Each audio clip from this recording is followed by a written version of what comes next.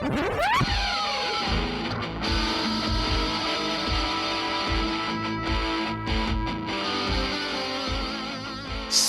the globe to bring you the constant variety of art. It's the Tenet Podcast. I'm Todd Pearson, here with my good friend and partner. He's been arrested in 13 different countries for stealing other men's women. His blood smells like steak and baked potato.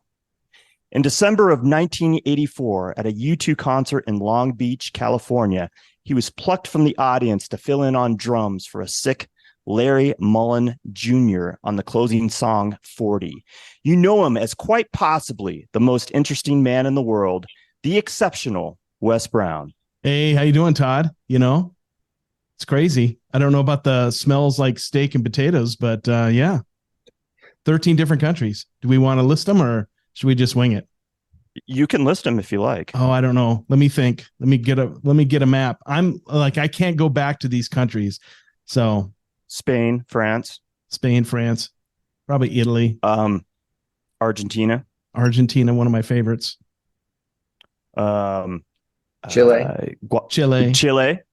There we go. Turkmenistan. That one was probably pretty sketchy, dude. You're lucky you're walking around. That's right. They don't mess around there. The thing is, for a second, I didn't know if you were talking about Wes or about me. I know, right? Like he's got me beat by 2 or 3 countries. Yeah. 2 or 3 countries. Okay, yeah. Well, you have time to work on that. I think we were in jail together in Argentina. I wonder what Argentinian jail is like. I don't know. It's not good. It's not pleasant. Yeah, we don't want to be there. I'm imagining prison anywhere is horrible. Yeah, especially if you're a gringo.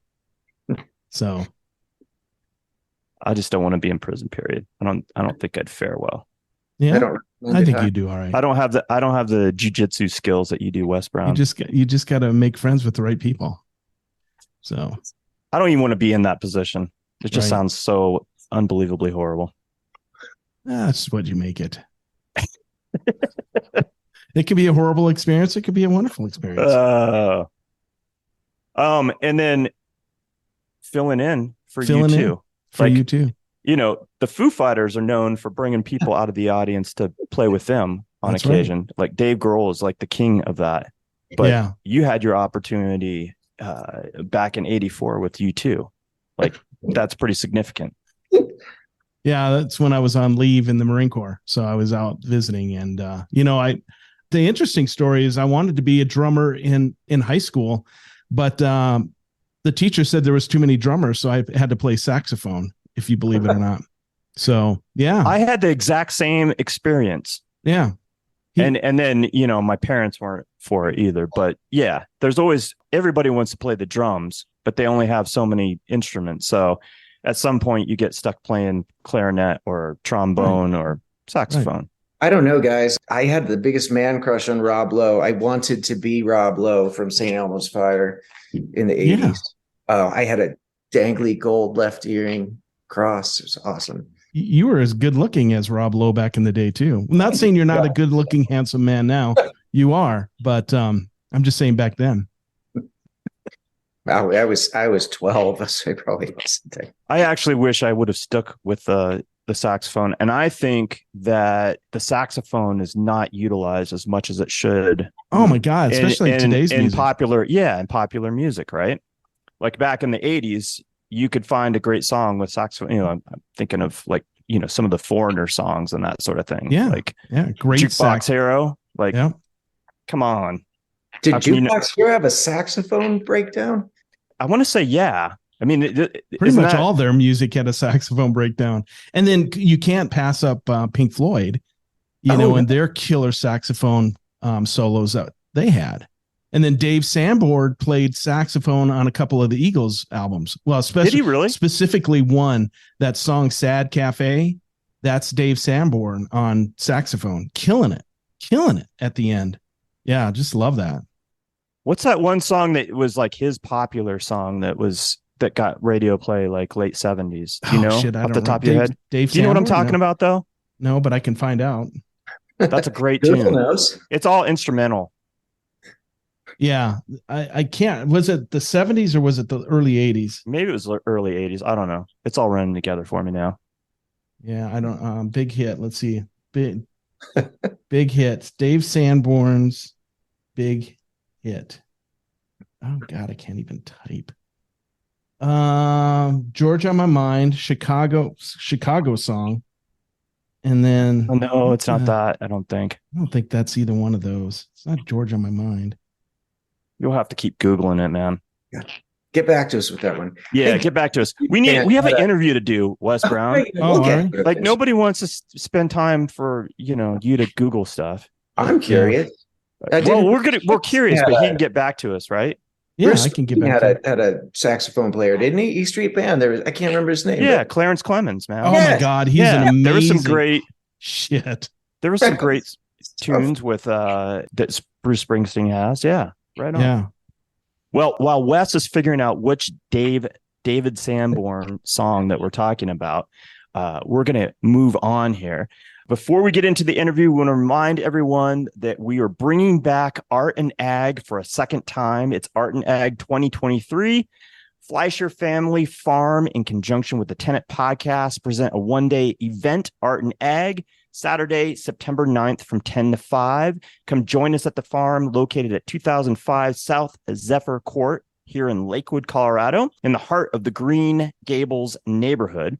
Experience this extraordinary organic farm, buy some fresh produce, check out beautiful art, and support local artists. Check out our social media for more details. And then in the meantime, check out the Fleischer Family Farm website at FleischerFamilyFarm.com and find them on Facebook at the Fleischer Family Farm. That's where they list what they'll have for that week's market, which happens always on a Saturday. And boy, I was there this weekend and got some mushrooms. They've partnered with a mushroom farm here in Denver. Was able to get some fresh greens, and man, they had a whole selection of things. And he's been bringing in Palisade peaches. It's that time of year, so you definitely want to get there early if you want some peaches or some fresh fruit from the western slope. So are we going to be able to pick up some psilocybin? That's a discussion you have to have with Paul. I'm not sure that he's doing psilocybin on his Saturday markets, but it would make the art market a lot more interesting for me. Well, it would make Art and Ag a lot more interesting too, right? You might walk home with, like 20 pieces of art. You have to buy a vehicle. You have to rent a U-Haul to take all the art home, Wes Brown. All right. Our guest this week is making his second appearance on Tenet. He was last on in March of 2022 with his partner in crime, Christy Seving, talking about Next Gallery. You can follow him on Instagram at JN Welcome back to the program, Josh Davy. Josh, how are you? Thanks for having me. I appreciate the time. Yeah, man. You guys are always fun to hang out with, and we've been able to see a lot of your work and Christy's work at Next, and definitely one of our favorite galleries in the metro area. It happens to be one of my favorite too. Well, it should be, right? Yeah, it should be. I've been. You're like the cheerleader. Yeah, something like that. Yeah, no, I've been with Next for 13 years now. It's been a huge part of my life. Yeah, former executive director, right? Mm-hmm. Yes. Yeah, I just gave that up this past year. There's been a lot of change, but anyway, a great experience. It was really worthwhile experience for me. One of the best things I've ever done, being the director of the gallery. You're pretty prolific and you do a lot of different things. Mm-hmm. What compels you to create?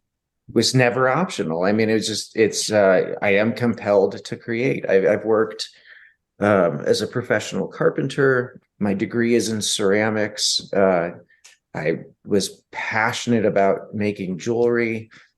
To be honest, like I don't know that I would have to necessarily be in an art gallery. I think I could be content making custom furniture. I just am not happy unless I'm making. Is it hard for you to focus at times? Because like I said, you do a lot of different things and you're happy creating, but it's always something different with you. Mm-hmm. So yeah, it has been hard to focus on certain things. Like I did a show a few years ago where the work was really important to me. Like it was really meaningful, but it was highly technical. Ink drawing took a lot of time. My partner Christy, I will freely tell you that I was a jackass the entire time that I was working on it, because it felt like work. And then I have other things that I do, sculpture. It feels like I'm playing. It's almost not fair that I get to play in my studio. So why do you think that is? Why did one feel like work and the other felt like play? I don't know. When I started with Next Gallery in 2011, I started as a painter, and I didn't really know that I had a talent as a sculptor. I don't know why one's more fun than the other, but just especially my little robot sculptures are just a blast. It feels like I'm playing with toys. And maybe that's what it is. It's like because they are small and they're robots. Mm-hmm. Maybe feels more like play as a child than doing something more serious and intellectual as painting. Maybe. Not that is necessarily intellectual, but. Oh, I think it is. But the show I've got coming up, I'm doing a large painting for. I knew it had been a while since I've done a painting, but I didn't realize until Christy, my partner, said that she'd never seen me do a painting. We've been together almost 8 years. So this is the first painting I've done in 8 years. And it's necessary for the show. Yeah. I just pulled up this painting. And this is amazing, man. Like everything that I've seen you put your hand to, you do it really flipping well. So that is the first oil painting I've ever done in my life. Oh my God. The painting of my mom and that little kid down in the corner is yours truly. But yeah, no, that's the first oil painting I'd ever done. That's amazing. It is amazing. The blending is beautiful. Oh, thanks. Yeah. I gifted it to my mother. I never even considered selling it. Not that anybody would, necessarily want to buy a picture of my mom anyway. But it's really lovely. And when I saw this on your Instagram, I was like, damn, is there anything that he actually sucks at? Because everything I see is like, stellar. You're hitting it out of the park. Yeah. And for most people, you're saying this is your first oil painting. Mm-hmm. If somebody had been painting for a handful of years, they'd be happy if this was what they were producing.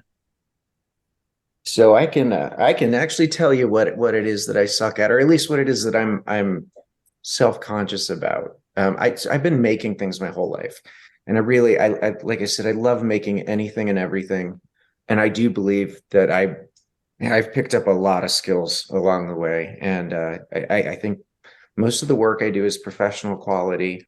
Once in a while, I get it's the voicing, it's the wondering if I'm making something that connects with other people, that's important to other people. I don't think I lack skill. I get self-conscious once in a while about, wanting to know that the things that I'm making matter to other people. Well, I think that oil painting is exquisite. In obviously it's a personal piece, but man, it's just like Wes said, the blending, the palette, everything. It's absolutely amazing. Now, you said you're self-conscious, but I did find a quote of yours. Oh, this is making me nervous. This is a quote I found of yours. It said, this is from an article or interview that you gave. It says, art doesn't have to mean anything. I think people get lost in the idea that there's some higher purpose. I'd love to say that I've somehow elucidated the human condition or shed light on our existence, but it's really just some cool looking shit. That sounds very much like you. It does. And I've come full circle. Like I said, the show I did a couple of years ago, that the 2D work that was really important to me. I thought it was really important work, making something that matters. And it felt like work. Being the director of the gallery kind of affected that as well. Like everything seemed like it had to be really important to me. When we get new, younger artists in, I would encourage people to, don't think so much about an individual piece. Think about a body of work. Think about curating a body of work and how it's going to look. I realized somewhere along the way, I kind of lost the fun of it, the magic of it. And I don't know what's coming up for me in the next year. So actually, I've stepped down as director of Next, and this is also going to be my last show at Next. And I don't know what is next after Next, but I really want to find the fun in making art again. I want to get back to the magic of making an individual piece. I want to, remember what it's like to make something just because it's fun, and it doesn't have to be that much, it doesn't have to change the world. It just has to be fun for me and fun for somebody else that finds it. I love that. And I think that's important. And, I think this is valid, what you kind of laid out before, as far as, you want to make a difference in some way, affect somebody's world in some way, that you've made a difference. I mean, it's all valid, right? And, it's all right I was thinking about this the other day. It's all right to contradict yourself. Like that's totally allowed. I think people think that you have to be this or you have to be that. And that's just, to me, that seems insane. Like, I'm always interested in hearing what other people's thoughts are in something, even if I don't necessarily agree, right? Like, change my mind. Like, I'm open to it. Well, you're allowed to change your mind. Yeah. Right. And Yeah. not just allowed to, you should. If you think the same thing, that you did 10 years ago, where's the growth? Right. You got to challenge yourself. And I think if you're creating the same work of art over and over and over, you're not challenging yourself. And there should be a time where you go, well, wait a minute, let me switch to this. And maybe not the whole, you don't have to change, what your medium is, but, just change there should be some kind of growth, right? I'm glad you said that. I know a lot of artists that I deeply respect, and I love their work, but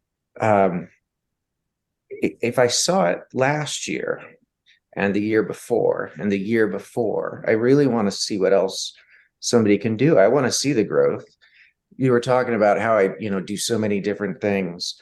If I'm going to invite all of my friends or my patrons to see my work every year, I feel like I have to have something that is new and interesting.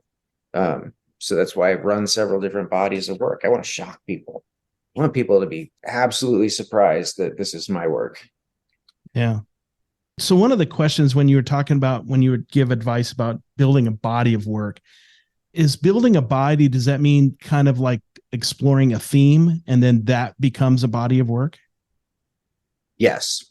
So every year, and I hope we'll get to talk about it a little later, that there's a thread that goes through my work where one concept leads to the next concept. It's something that I'm working out, like actively working out as I'm making the work. I don't necessarily start with a cohesive idea. Like the show I'm working on right now, I had a bunch of disjointed images and a bunch of ideas and thoughts. So making the work was a process of making it make sense to me and, why it matters to me. So really just sitting with it and thinking about what's going on at this very moment. Yeah. It's like psychotherapy. It's like, if I'm upset about something, sometimes it's just a matter of putting a name to it. I don't have to figure out how to fix it. I just have to name it. I just have to figure out what the problem is. And artwork is like that for me. It's psychotherapy. I'm working, I'm processing through things that, sometimes hopefully things that are hurting me that I didn't even know were hurting me. And I, getting through it and getting past it. So kind of going on this idea of like creating a body of work and a theme, if you can remember, it doesn't have to be the first one, but if you think about your first body of work where you're like, I'm making a body of work, like I'm doing what later you tell your clients to do, what was that? And how did you come up with the theme? Like, how did that all develop, if you can? The first couple of shows I did were not fantastic. I literally could have entitled it Cool Shit That I Made and Cool Shit That I Made Too. Yeah, it was just stuff that I threw up. And then when Next Gallery lost our space in North Denver, We were up on Navajo in the Navajo art district. That really became important to me, and I made a whole body of work that was about gentrification, and I made a bunch of really wonky, kind of ominous looking houses modeled off to the slot boxes that they've been tearing down these beautiful old buildings to put up. And that was the first time, I think that was 2014, maybe 2015. That was the first time that I actually had a thing to say, and I didn't have to worry about it. And so my work was about that for a while, about gentrification. Then it started to evolve into I started seeing buildings as metaphors for relationships and for people, for times in my life. I still really heavily, use buildings. It's not so much about the building anymore. It's about whatever that period of time represented to me. These are spectacular, by the way. Todd's showing a series of buildings that Josh had done previously, and they're kind of wonky, but they're really cool. What are they made out of? Ceramic. So my degree is in ceramics. I'm not a ceramicist. I've never been. I never will be. It seemed like such a flexible material to put into mixed media sculpture. So I use ceramics as an element of whatever I want to do. So what made you pick ceramics as your focus of study? Well, two things. I went back to art school at CU Boulder, and it was one of their best programs. I mean, a couple of the professors there are just world-renowned ceramicists. So I was going to take advantage of, that, but also the flexibility of it. I had ideas in my head about things that I wanted to make, and I knew that the world's wide open. You can make anything with ceramics. You can sculpt anything. You can make it look like wood, make it look like, the flexibility of the material. So what caused you to kind of move away from it? Just because you're always exploring? Yeah, no, that's exactly it. I don't ever want to do one thing. And I might be a much better artist. I don't know if I stuck with one thing, and I just wanted to be able to do everything. I get bored, and I have a nagging fear that other people will get bored with my work if it's all the same. That's interesting. I love that philosophy and that thought, because I'm with you. Like, when I go to a show and I know I'm going to see somebody's work that I've seen before, I do not want to see the same thing that I've seen 3, 4, 5 times previous, just like a different iteration of what's already been. And that's why I appreciate what you do in your exploration. I want to see that there's exploration going on in some way, shape, or form, right? Right. It can still have that cohesive thread, but I want to know that you're actually kind of pushing your envelope, at least, Yeah. I think there is a thread through my work. Like if you look at it, over the years, I think you can follow it through. When I was starting out, just getting out of art school, I felt like if I had a voice, I could make it. Like if my work was recognizable, and I did find a voice. I found a couple of things that resonated with people that were obviously mine, and I wanted to murder it immediately. Like the first when I got that voice, when I got that thing that was definitively me, I just wanted to kill it and move on. I appreciate that. How long have you been doing art, and did you always want to be an artist? Yes, I've never wanted to be anything else. Elementary school, I suppose. I noticed that I had a talent for it. I was not a good student. It was the first thing that people ever gave me attention for and said I was good at. And I barely graduated high school. When I turned 18, I just stopped going. I realized I didn't have to anymore. And my guidance counselor came to my house and rang my doorbell. And I was just there watching Andy Griffith in the middle of the afternoon or something. And we made a deal where I could get a internship, and I went to work for a glass blowing studio. The guy I worked for actually ended up being one of my college professors. That was the first thing that gave me any real, passion. So yeah, from the beginning, it's all I've ever wanted to do. Took some detours along the way, but I'm glad I found my way back to it. Yeah. So what were you getting recognized early on as far as an artist is concerned? Sketches, just drawings. Yeah. You know, it was Lots of drawing. yeah, before I had any real, training, just drawings that I did.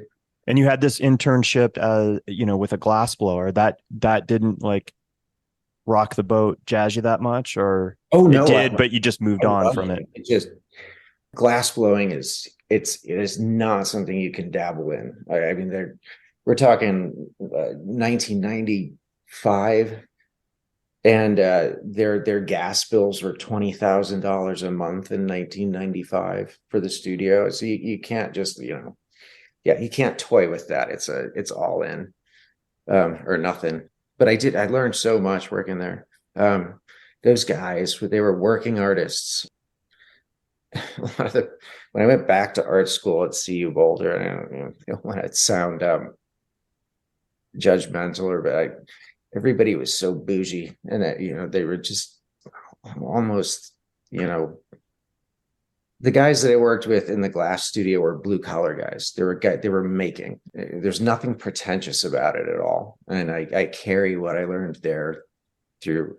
It's still a cornerstone of my art practices. Learned how to make molds, cast. Almost everything I do is related to what I learned there. That's amazing, isn't it? That something like that can carry you through your whole career. And then on top of it, you're right. Like blowing glass is, I can see the blue collar side of it. It's not only an art because what they do is very artistic, but it's a labor. I mean, it's not easy. No, seriously, it was work, like hard work.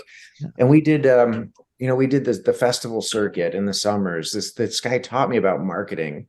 Brent Marshall was the guy that I worked for, and I'll probably never talk to him again the rest of my life, but I wish I could go back and say thank you for everything he taught me. I'm sure it was a pain in the ass, asked a bunch of dumb questions.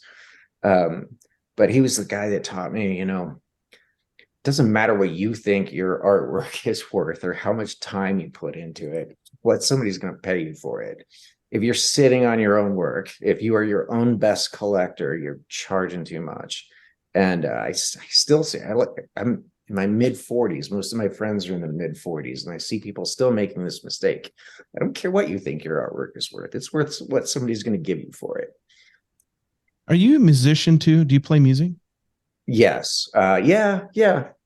I think I'm a part of the first generation. I think the first generation where everybody actually became what they dreamed of being when they grew up. All my friends that were musicians in high school are professional musicians. I'm not good. I'm not a professional musician. I just love playing with it.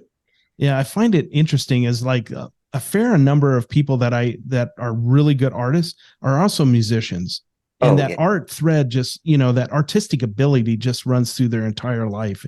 And I told this guy named James Van Ice who does paintings, and he's a great, he played banjo, and he's a great guitar player. He puts out music and does murals, and I said, God, I wish I had half the talent in one of your things. And he said, you'd be half as broke as I am and everything I do. So I think he was just obviously messing with me, but it was pretty funny. But that thread of creativity that ran through his everything he touched just blows me away. And I had that sense about you, but. So especially in Denver, Denver has an amazing art scene, absolutely amazing. And it's tied in really with visual arts a lot. One of the things I really wanted to get involved in when I was the director of the Next Gallery was trying to bring music to 40 West. I would love to see music in 40 West. Yeah, I think, go ahead. Oh, I was just going to tell a little anecdote. Yeah, please. I went to Chagrin Falls High School in northeastern Ohio. Bill Watterson, the guy that drew Calvin and Hobbes, graduated from the same high school. My grandfather is in a bluegrass band with Bill Watterson. Wow. That's pretty cool. Yeah. Amazing. I love Calvin and Hobbes. Greatest comic book of all time. I agree. I remember the first time I experienced, saw Watterson's work, and and I was blown away. I was laughing my ass off. There might have been substances involved as well at that time, but I thought it was the best thing since sliced bread, man. Yeah. Well, that's a very interesting story. And once again, my friend, Wes, I'm going to say it. Everything great comes from Ohio. There's a lot of great things. Yes, it does. There's a lot of great things coming out of Ohio. Always has been, always will. Josh Davy being one of them. And Todd Pearson. What was your childhood like? Oh, my mom got divorced when I was young, and I grew up with her parents. I really formative relationship. My grandmother, she was just the world to me. You know my partner, Christy. She reminds me of my grandmother a little bit in all the best ways, you know.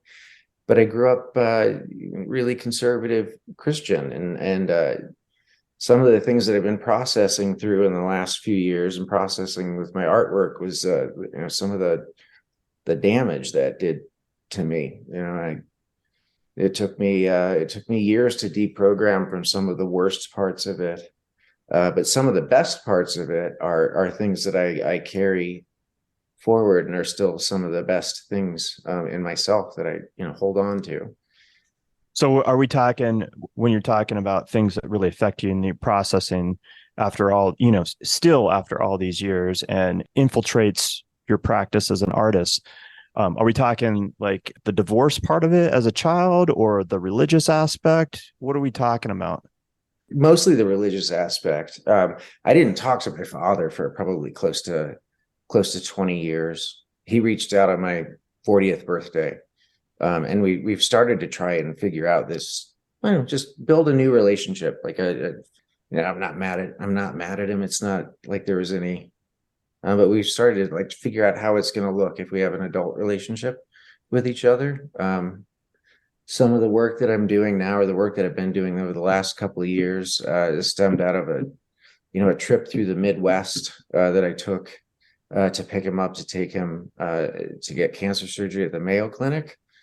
And it was timing. There was something like, I was just in the right, mental and emotional state. It was really open. I was born in Nebraska, spent time in Nebraska and Iowa. And I took 2 days to do a 12-hour drive to go pick him up, just stopping and taking pictures of places that were reminiscent of my childhood. And I started seeing some of these, these towns and buildings as symbols of relationships in times of my life, and it changed the artwork that I've been doing dramatically. So circling back to the early part of this conversation, is that where these buildings came into play, when these ceramic buildings? Yeah, so I'd already been working with the buildings as it tied into gentrification, but I felt like I had exhausted that, but I still liked the imagery of the buildings. This is a much more complicated story than I'm going to be able to. I think I told you that I was trying to work this all out in my head, how it makes sense, for a while now. My grandmother died of cancer. There was a large drawing in the lobby of the hospital. I took my partner Christy back to visit Cleveland, and I don't know why I thought that picture was still going to be there. I knew it wouldn't, but we went in. I went in looking for it anyway, and couldn't find obviously the picture wasn't there anymore, but I can close my eyes and I can see it in my head, just like it's in front of me. It was a picture of a bridge in the industrial flats. And so I couldn't find the picture. So Christy and I went and found the bridge and climbed on it and took hundreds of pictures. And that turned into a show that meant nothing to anybody but me, but it really was powerful for me. And that ended up being the show that you presented last year at Next, correct? Yeah.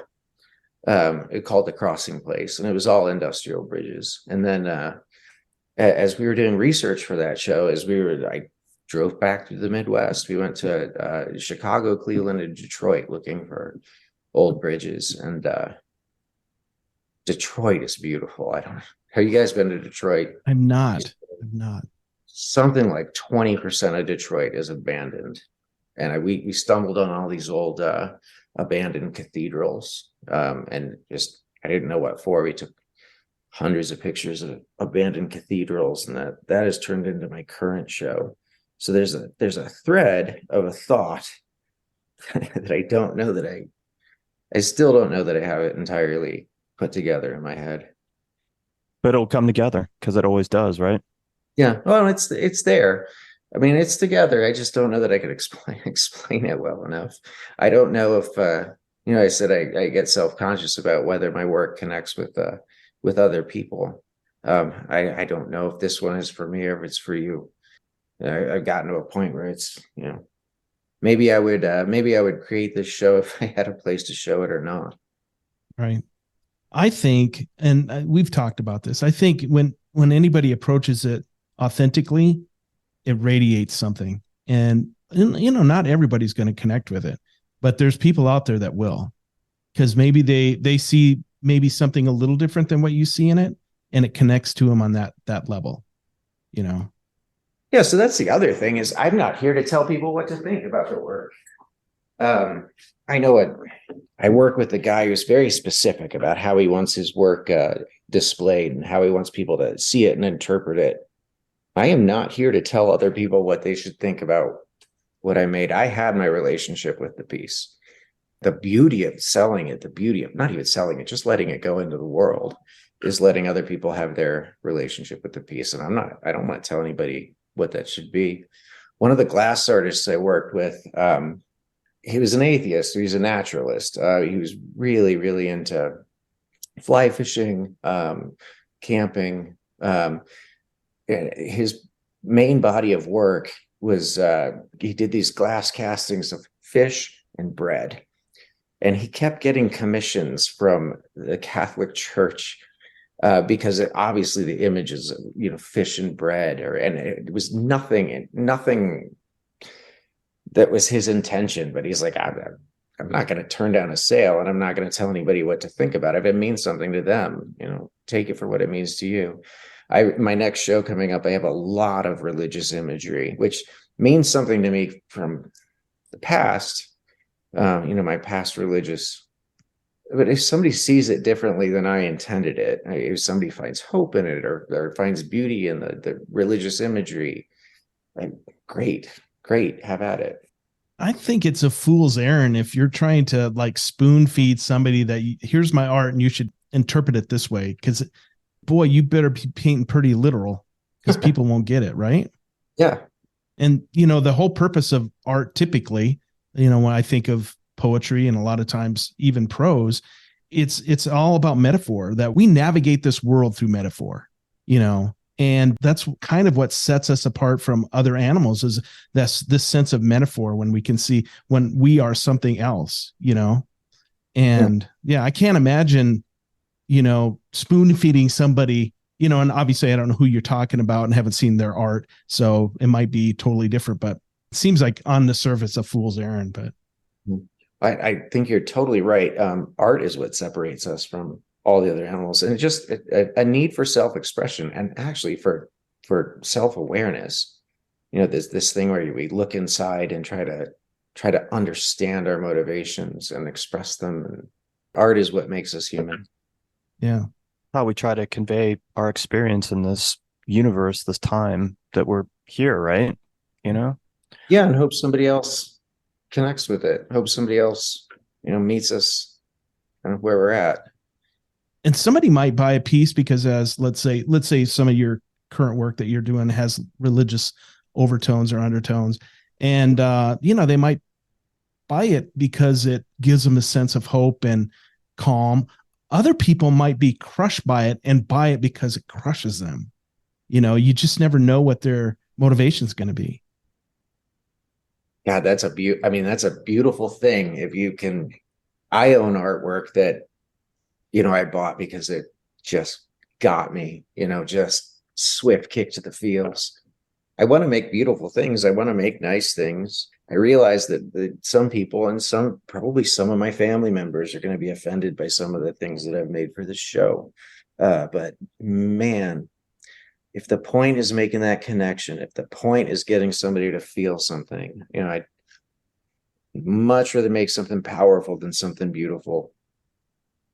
So here's what Chat GTP has to, there's a question from chat, right?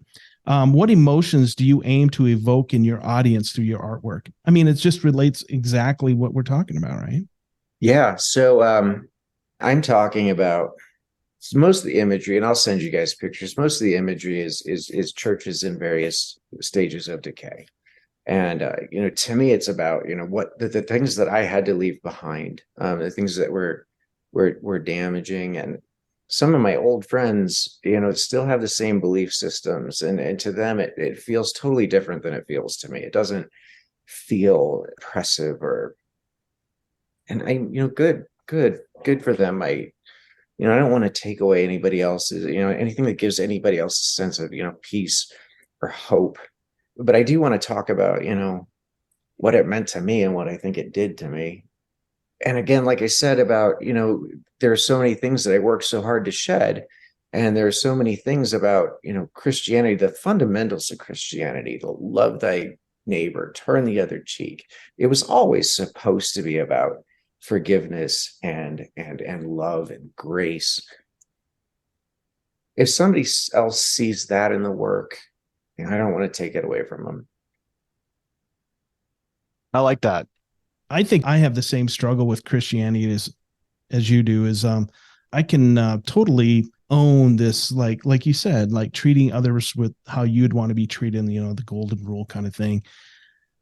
But unfortunately, most of our Christianity today is really bathed in judgment, ridicule, and maybe always has. Talk about the witch trials back in the day, right? It's all about persecution and not living up to somebody's ideal of faith and should be persecuted for it. But man, I really have a hard time with that. So I got to tell you, I don't think the majority of Christians today are doing it right. Yeah. I'm not sure that the problem lies within, Christianity itself. I don't have a problem with Christianity. I have a problem with Christians sometimes. Right. I had to learn about. So I've been everywhere. I've done all kinds of things. I've made mistakes. I fucked up. I was a heroin addict for a period of time. I led me to, prison. And I'll tell you, who helped me was Catholic Charities helped me a lot when I was really down. And I wasn't even Catholic, but it's like, the mistakes that I've made in life have been much more valuable to me than the things that I've done right. I learned.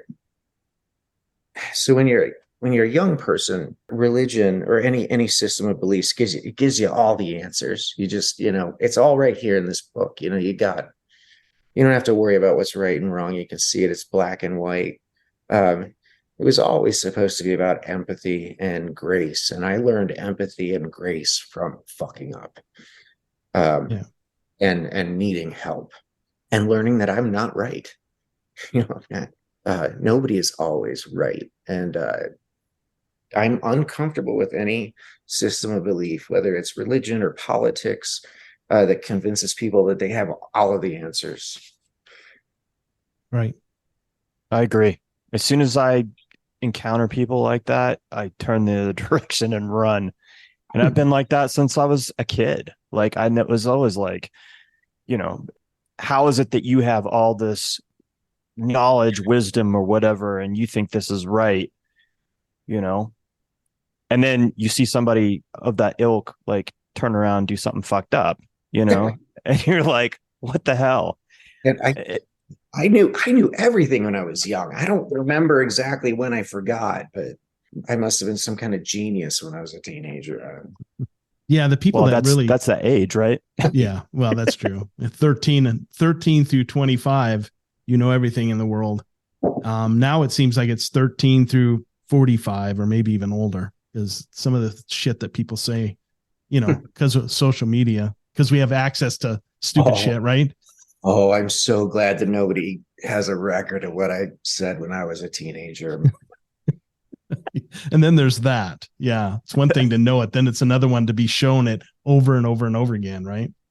So, and we like to do that. We like to rub people's noses in their past mistakes. I have my best friend, oldest friend. I always had this saying. He's like, man, if you're not embarrassed about what jackass you were 5 years ago, I have some news for you, and you're probably not going to like it. And it's become like part of my life philosophy. Like I am not the person I was 5 years ago, and I shouldn't be. And if I'm doing this life thing right, I'm not going to be the same person in another 5 years. Yeah, most definitely. I think about that all the time, man. In fact, within the last 24 hours, like, fuck, I could be an asshole, I am. I totally am. Like, I have so many good things in my life. And when I let certain things kind of infiltrate my psyche or let certain things affect me on some level, it's bullshit. And my poor wife, she's an absolute saint for putting up with me. I don't deserve this. Like I won the lottery. And your wife seems amazing too. And I have not seen you be an asshole yet. So I'm just going to have to take you on your word for it. But Barb seems amazing. Yeah, I haven't really, I've spent a lot of time with Todd, and, he's seen me in my worst. I don't, he's pretty even keel. He doesn't, I know we all have our moments though, right? I know I can be a prick, I can be a big dick when faced with certain things. I tell you what, there are 2 or 3 people that I owe a serious apology to from things I said in 2020. I know we were all at our worst, but I have some guilt, man. I'll never get the chance, but there are a couple of people I owe an apology to. Would you like to do it here? No, I'm just kidding.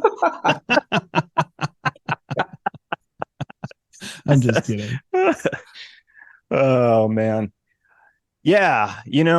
There's those moments where you wish you could just kind of turn back time and, chose different words or a different path, but we can't do that. Right. So the only solution is to not do that ever again and just try to be a better person. And that's what I try to convince myself. Like, all right, I fucked up here, or I wasn't a nice person there, or I said the wrong thing here, or hurt feelings. I can't amend that. I can own it. And that's what I try to do. I try to own it and say, look, sorry, I did that. I was an asshole. I shouldn't have said that. And and try not to justify it, but just kind of lay out like what was going on at that moment. But at the same time, totally taking responsibility. Like I should never have done that, but just moving forward. So always tomorrow, and you make yourself every morning. That's it, right, man. And decide who you want to be. Yeah. Yeah. And I think Todd, you're right. If you apologize, you try to make some kind of contrition for it and just try to do better. I mean, what else can you ask? Right. I mean, that's the most important thing. When I look back at my life and how I treated maybe, and it was give and take. My first wife and I, fuck, man. And I remind Tonette all the time, she's got the better Wes than my first 2 wives. She's doing a lot. She's doing a lot better because she's got the better Wes than, when I was 18 and first married, or 19 and first married. And she was 18. And when we were 20, we had kids and we were broke, and she was an ass and I was an ass. And all we could do was fight because we didn't have anything else to do. Fuck. God damn. Should have never got married, but was warned, I tell you what, if there's anything that makes me feel just a little better about myself, is I'm friends with most of my exes to some degree. My ex-wife, man, we couldn't be together in a room for like a decade. And we went on vacation together for my son's 16th birthday at like a family. Like she's my sister now. Like I wow. Can honestly say I love my ex-wife. I'm not in love with my ex-wife, but she's family and she will be forever. I think that's Yeah. a great way to look at it, man, and have that mindset. I mean, you have a kid together, so for one, you don't want to have a relationship that is acrimonious, right? Yeah. Oh, that till death do us part thing, that becomes very real when you got kids. Yeah. Right. Yeah. Yeah. And I didn't have kids with my first wife. I appreciate who she is now. I don't really have much interaction with her, but I know she's a wonderful person. She just wasn't the person for me. Oh, Right. You know? Yeah. you have two amazing, kind people that just aren't compatible. A failure of a relationship doesn't mean anybody was, bad or wrong. Yeah. Sometimes it could be situational. Sometimes it's just the personalities don't mix, or age. My whole thing is I was way too young. Like we were trying to play house and we were kids and trying to figure this shit out. And it just wasn't the right time. So I don't know how we got off into life philosophy, guys, but we're supposed to be here talking about my amazing artwork. Well, thank God you're here. Keeping us on track, Josh. Enjoying this conversation. I don't know. Well, people love it. People love to hear other people's misery. So they're loving this segment. Oh man. Yeah, I think we all have a list as long as our arms are of things that we've done wrong and how we fucked up. Yeah. I mean, I could divulge 3 hours of bullshit of, I've got time. of Todd Pearson's misadventures or adventures, however you want to look at it. Yeah, we don't need to go down my life either. Holy shit, I got too many skeletons out there that people can dig up. So I've heard a handful of Todd stories. I don't think I've heard any of yours yet. Well, that's because you and I haven't spent a lot of personal one-on-one time, but hopefully that'll change. Might have to use your B&B for him. Oh yeah, what are you doing next weekend? Let's see, next week. Well, I'm thinking specifically about when I come down for Art and Ag. Oh, actually, so I think Christy and I are going to take part in that, and we actually do have a spare bedroom. I think I've told you this before. Yeah. You're welcome to. Yeah, if it's available the weekend of Art and Ag, I might take you up on it. Actually, it should be. Yeah, totally. Okay. All right, me and the bird, or the dog, or a cat, or whatever. So to rein this back in, we've touched on a lot of different things, but just take a moment and, we ask every artist that comes on the podcast this, but take a moment and talk about what you kind of do as an artist and all the different mediums that you work with or work within. So I worked at the glass blowing studio. I mean, it was an aside, but I learned a lot from it. But I did learn about casting, and casting has been a cornerstone of everything that I do. When I went to art school the first time, it was as a jeweler. So silversmithing, casting sterling or gold. So when I was in the art scene in Cleveland, a co-op gallery was a store. You brought in your work, they took a 50% commission, you got 3 feet of wall space.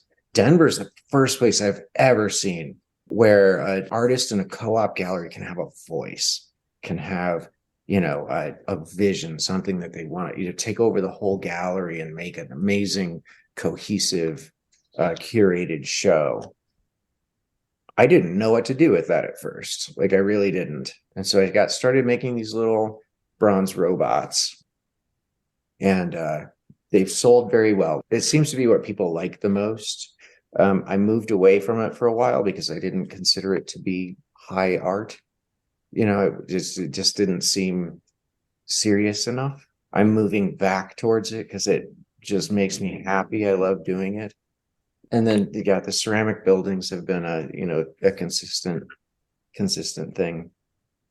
So incorporating all these skills that you've accumulated over the years of either interning, going to art school and getting your degree, and then just building from there. I mean, the focus of the work has changed for me. I've gotten better over the years, like technically better. My work has gotten better. I got to a point where like I felt pretty confident that I'm doing, professional level of work. And then it started being about like, well, why am I doing this? And introspecting a little more.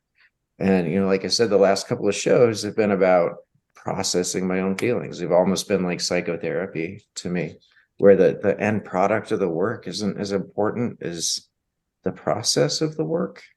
That makes sense. Totally makes sense to me. Because in my work, it's all about the process. Like once it's done, I've moved on. By the time it's done, I'm over it. But it's the process of making it that what intrigues me. So I totally get that. What it gives you, that makes sense. Yeah, I get that exactly. I see young artists, they're like so in love with their own work. They have a hard time selling it, or they think everything is gold.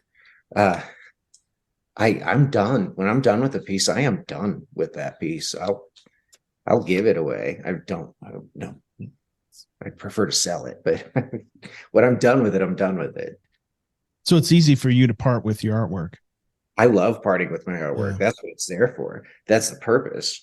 So the cathartic part or the process of doing it is some kind of release for you. Are you able to let go of that, whatever you're dealing with at that time, or does it continually come up and now you're exploring it in a different way? Does that make any sense to you? What I'm saying? Yes, I don't, it's not, I don't think you're ever done with it. I mean, I have things that I'll, think about or work through forever, but it's just putting a name on it. Working, just processing the feelings, working through a thing, understanding what it is that's been troubling me. If I put a name on it, it doesn't make it go away. It just lets me move on. I'm glad we talked about that because, I've been experiencing your work, I think since COVID, essentially. So just a few years, but each time I'm seeing something different and I appreciate it. Last year's work that you presented, The Crossing Place, I loved. I thought it was a great show, but I didn't know, we didn't have this conversation when I saw you. I just appreciated it for what it was from a photographic standpoint. And I was looking at, what you were seeing as far as light and shape and composition and from a design standpoint. So you kind of divulging what that was really about takes on a whole different meaning. And I think at the time I was like, man, I really would love to see you continue to, work this series. But it sounds to me kind of like you did what you needed to do with it, and now you're on to something different. Do you think you'll go back and revisit it? So there are well, first of all, I appreciate that, I hope you did like the photographs. I'm not a photographer, you are. So if you thought that work was, it would mean a lot to me if you thought that body of work was valuable. There are 4 photographs in my upcoming show. But mostly just because I don't know if I'll probably never do a show of photography again. Never say never. Well, never say never. Yeah, seriously. I don't know what I'm going to do next year or the year after. But no, I'm trying to mix a bunch of the different things that I've done. There's going to be ceramic work. There's going to be woodwork. There's going to be photography. For my last show at Next, after 13 wonderful years, I'm trying to wrap up everything, just trying to express like every version of what I've done over this time. So we can expect to see a real eclectic mix of everything that you kind of do. Yes. And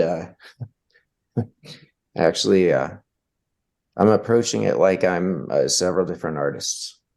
I'm almost like a, split personality disorder, but that results in interesting artwork. I'm curious. I will be curious to stand there with you and talk about the various pieces that are in this upcoming show. Oh, I can't. I'd love to have that conversation. But we're not going to do it on your opening. We're going to do it on a separate. If you want to have a in-depth conversation, opening night is not. No. The opening nights and first Fridays. Yeah. Not the time to like take in art. I just had that conversation last night with Bill Thomason of Bit Factory, because they had a huge, first Friday, but he said it was just chaos. And I'm like, yeah, that's why I didn't head down to the art district on Santa Fe on Friday night, because I need to be at a place where I can actually look at some art and have an experience and not fight people.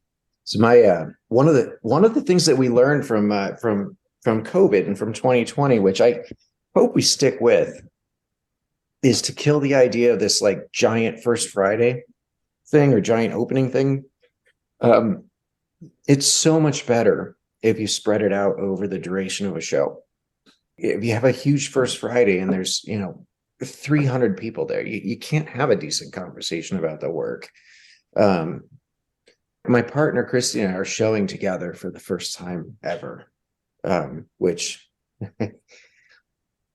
we weren't sure if it was going to be great, or if one of us is going to murder the other, because we're always so high stressed when we get close to a show. But no, it's going to be fantastic. But we're going to be there every Friday for the show. We're just committed to being there every Friday and try to spread things out. Invite friends and family the second or third weekend.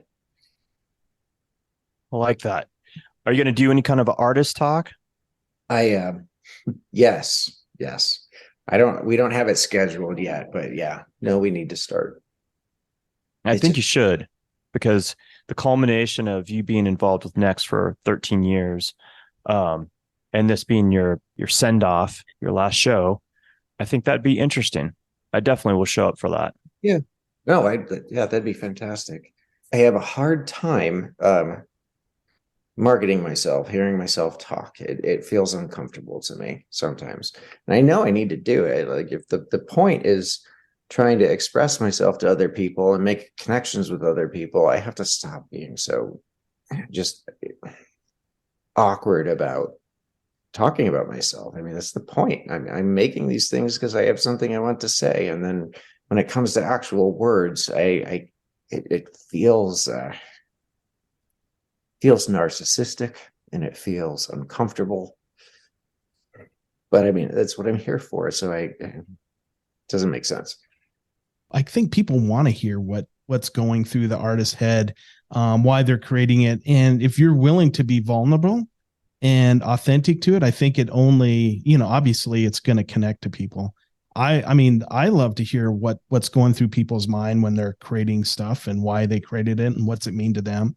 So anyway. It totally changes people's perspectives. And I get what you're saying, because I don't like doing it either. And I agree. It feels narcissistic to me. I know some people really love doing it, probably.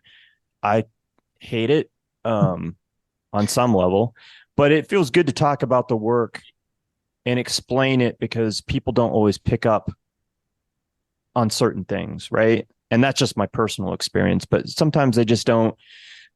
They look at it and they're taking it a little bit more at face value, right? And if you're able to delve into it a little bit, they have an even more an appreciation for it. Yeah, and like I was saying, I heard your interview with Brett, and then saw his work a couple of weeks later, and I felt a connection with him. It made me much more interested in his work, and we bought a piece just from having that.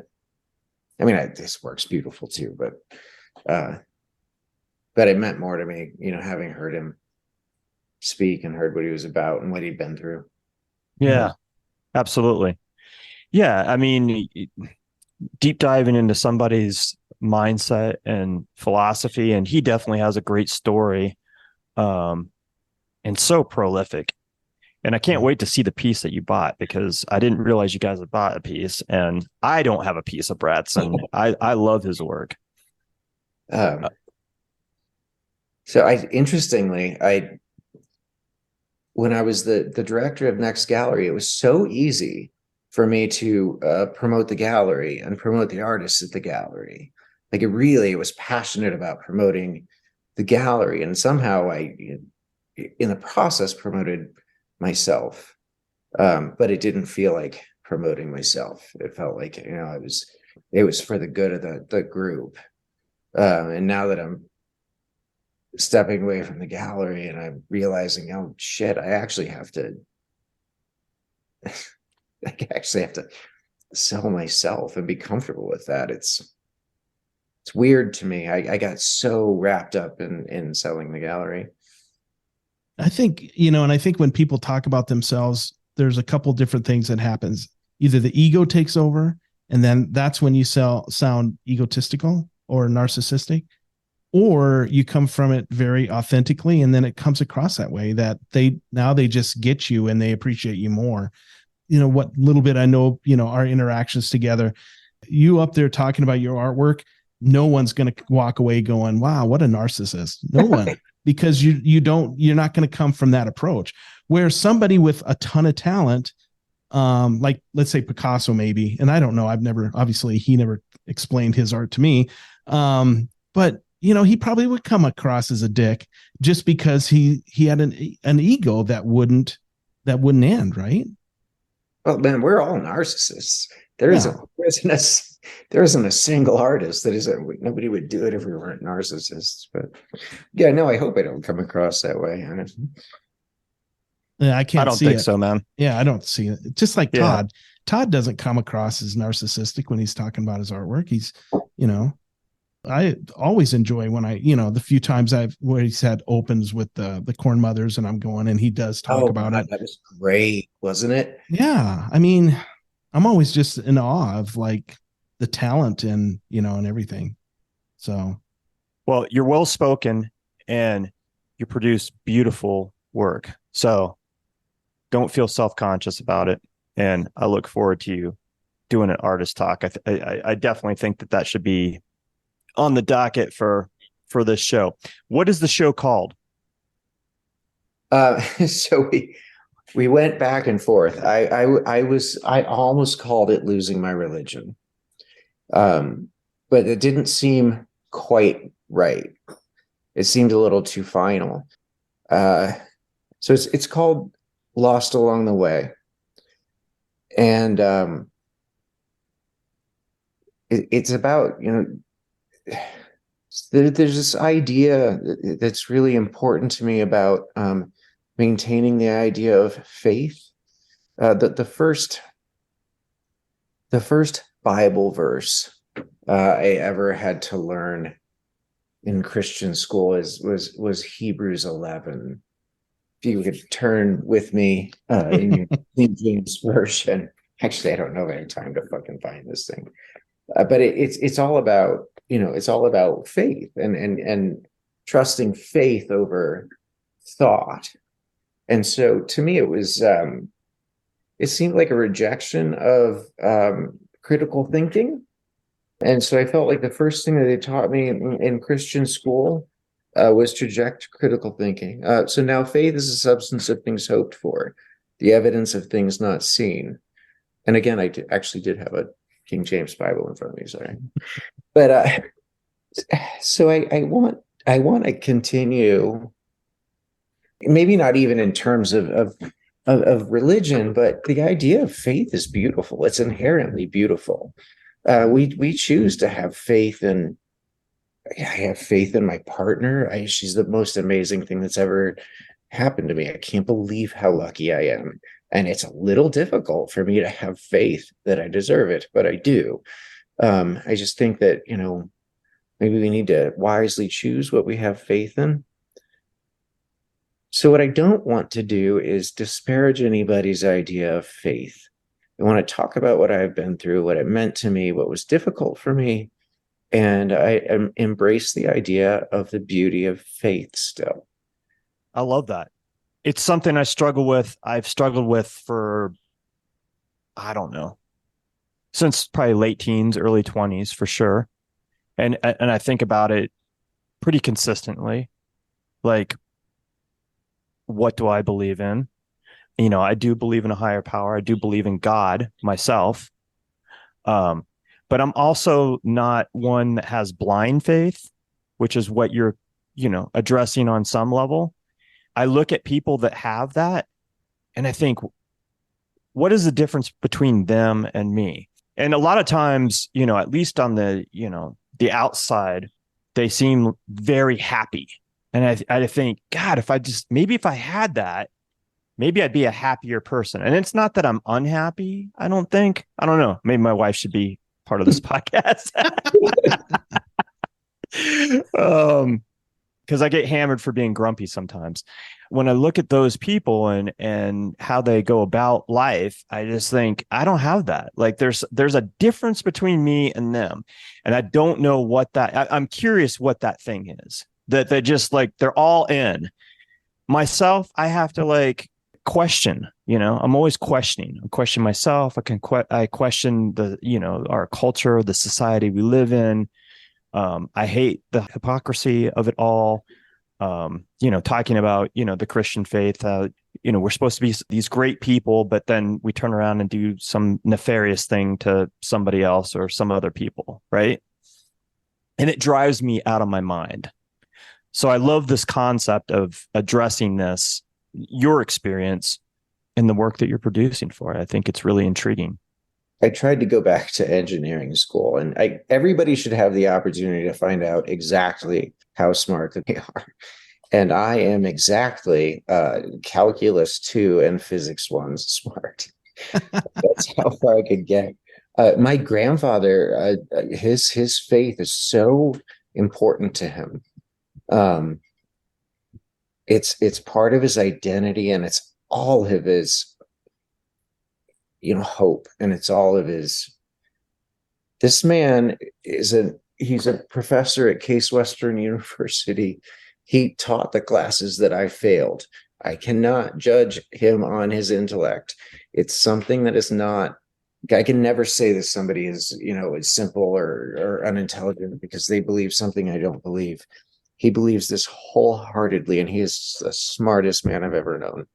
I have to maintain respect. I have to maintain respect for the belief and the beauty in it, and even if I don't get it. Yeah, I totally get that.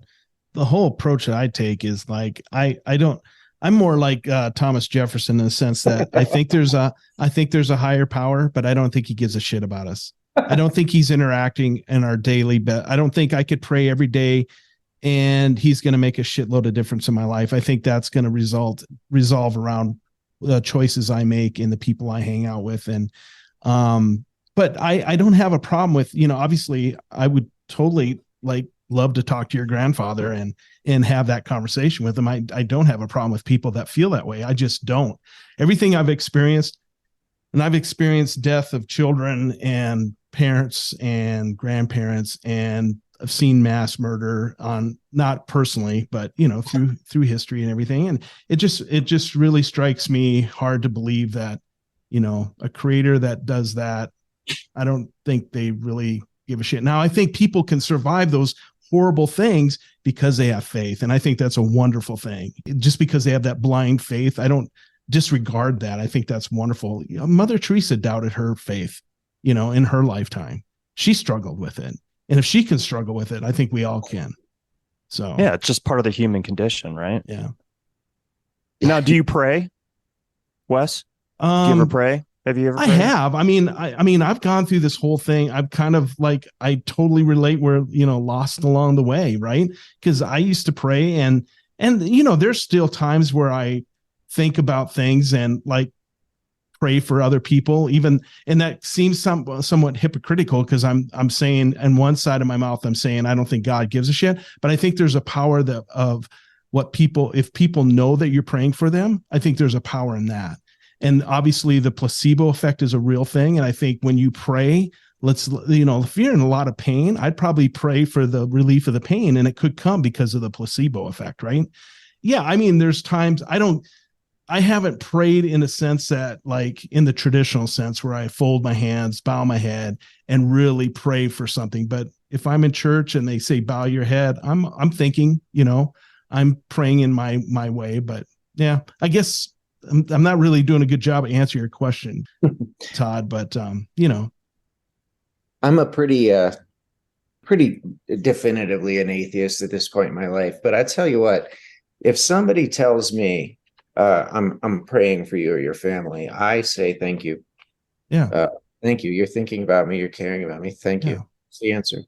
And I do tell people, like, this is sounds so surface, right? Somebody's struggling in their life and they're really spewing it out on social media, and you say thoughts and prayers are with you, or you sign a card, thoughts and prayers, I'm sorry you've lost your mom, or, thinking of you. Those are, I do spend time thinking about, now, am I praying, in the traditional sense? Probably not, but I do think about them, and, and I do want them to feel like, I care, because I traditionally do, I've gotten into this habit of when I'm thinking about somebody, I call them or text them. Nice. They're just like, well, shouldn't do it with like young single women or whatever. It sounds creepy, but no, if I'm thinking about a close friend, I'll just text them. I'll just say, hey man, I'm thinking about you. I hope you're doing well. And I guess I see that as like a prayer. It's just I'm thinking about you. I care about you. You're on my mind. Yeah. I love that. Don't think That's Josh great. doesn't care about you because he hasn't sent you a text in a while. He still cares about you. So don't just get wait, all bent get upset. it. Yeah. He's working down his list. Probably the next time I have too much to drink.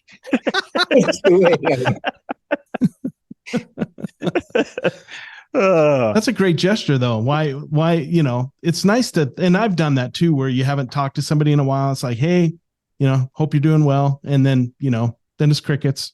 Then you're like, fuck them. No, I'm just kidding. So I do pray on occasion. Oh, I'm not religious about it, pun intended. So talk about that, Todd. I know you're about to, but all right. You know what? What's your religious background? We're going to turn this interview around. All right. So my dad grew up in the Methodist church, and my mom grew up in the Presbyterian church, small town, Ohio, Mount Vernon. My parents, they do still go to church, and I've gone to church, at different points in time in my life. I've been part of the Methodist church, and I've been part of the Presbyterian church, just like I was raised. So I do have that background, and we went to church on a regular basis growing up. I tried to do that with my kids a little bit, and, definitely exposed my children to religion. My daughter believes in God. My son is an atheist, wants nothing to do with it, and I have my own relationship, my own ideology, I guess, like a lot of people. I think you've seen that across our society as people have left churches. And for myself, it depends on the day. I want to be a good person.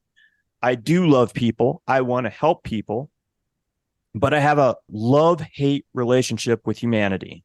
Like, I want us to continue on. I want us to do great things. I want us to figure out how to get out of the messes that we've made.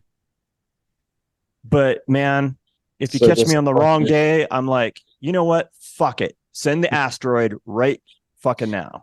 It's so disappointing sometimes. Yeah. Like the George Carlin effect, right? George Carlin at the end just gave up on humanity. And, he did.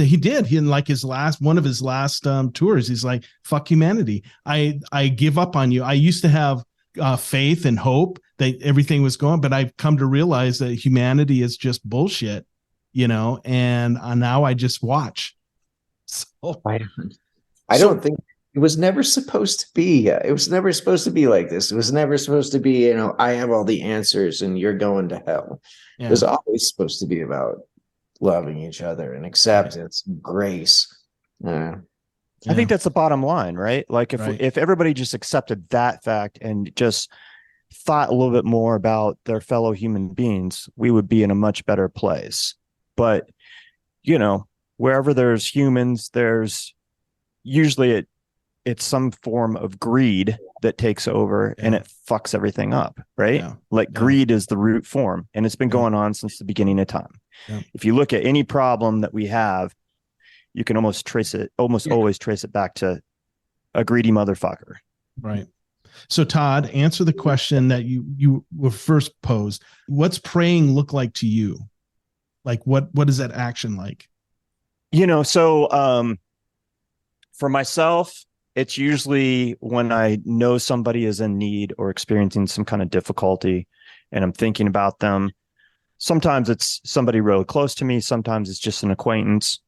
And usually I'm laying in my bed thinking about all the, everything in life.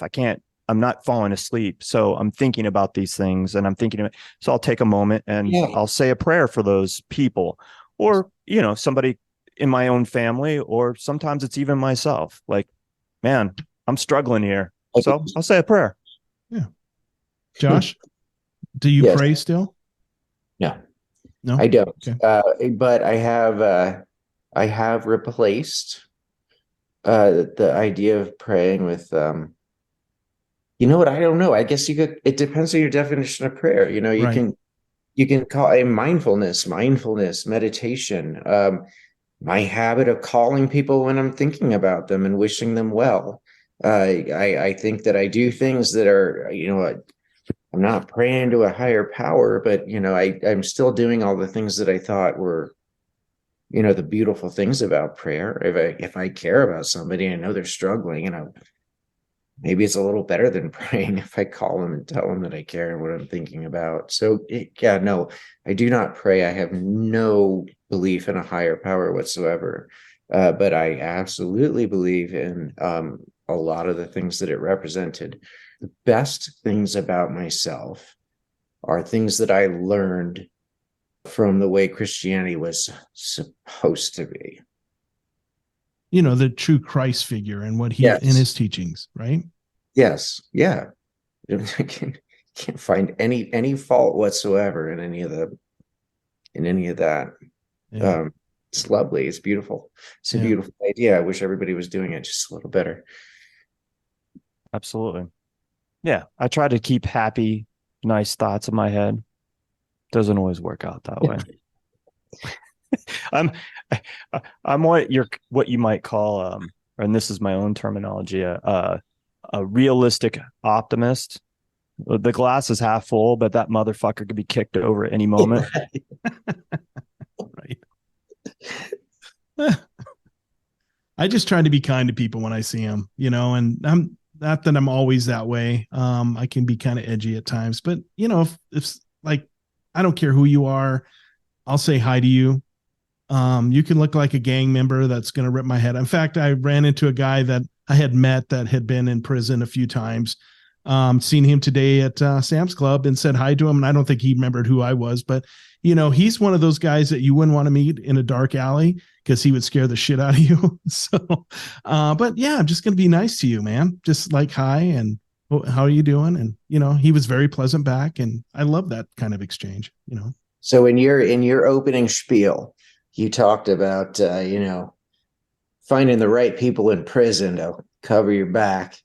I did go to prison for a little while for heroin back in 2009. It's been a while ago. I met this guy, Jimmy Spears. He passed about 6 months ago, but of all the people, I maintained a friendship with this guy for all this time. And he was a bit of a sketchy character. I remember he was a little racist, not very big fan of Jews. Half my family are Jews. My dad's a Jew. And he kept trying to talk me into going to church with him. Like, Jesus can fix it all for me. I'm like, dude, do you know that Jesus was a Jew, right? And we had to go. He meant well. He's an idiot, but God, we actually managed to. I stayed friends with him for like 12 years after. Anyway, total side note, not relevant to anything we were talking about. Yeah, that's the other thing that Christians usually get wrong too, is like the whole idea of like Jesus wasn't a Christian. That came after him. He was a Jew. He was trying to. He was the first liberal Jew. That's right. Anyway, whatever. How long were you in prison? 6 months. It wasn't terrible. I didn't enjoy it, but it was one of those things. It was just a character building exercise. So my next project, I met a guy in there that I saw some stuff, and I've had this book that I've wanted to write for 12 years. So I think if I free myself up from a yearly show at a gallery, I'd really like to get, it's just a short book. I'd like to get the short book written. It was an intense experience. So what does that look like for you? I mean, are we talking like an actual like short novel or a graphic novel, since you're an artist? Graphic novel. I'm a huge comic book nerd, and I love comic books. I didn't know that about you. No.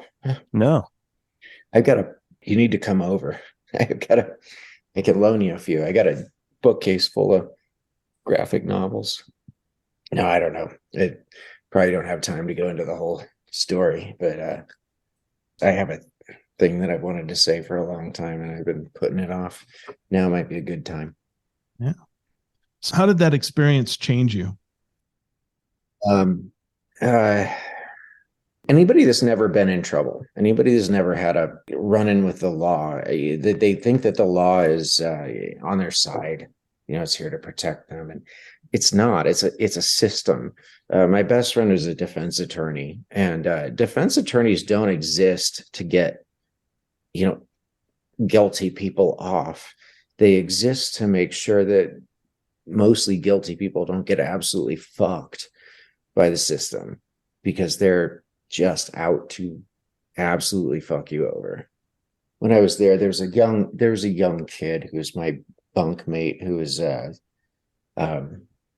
was young. He was 18 or 19.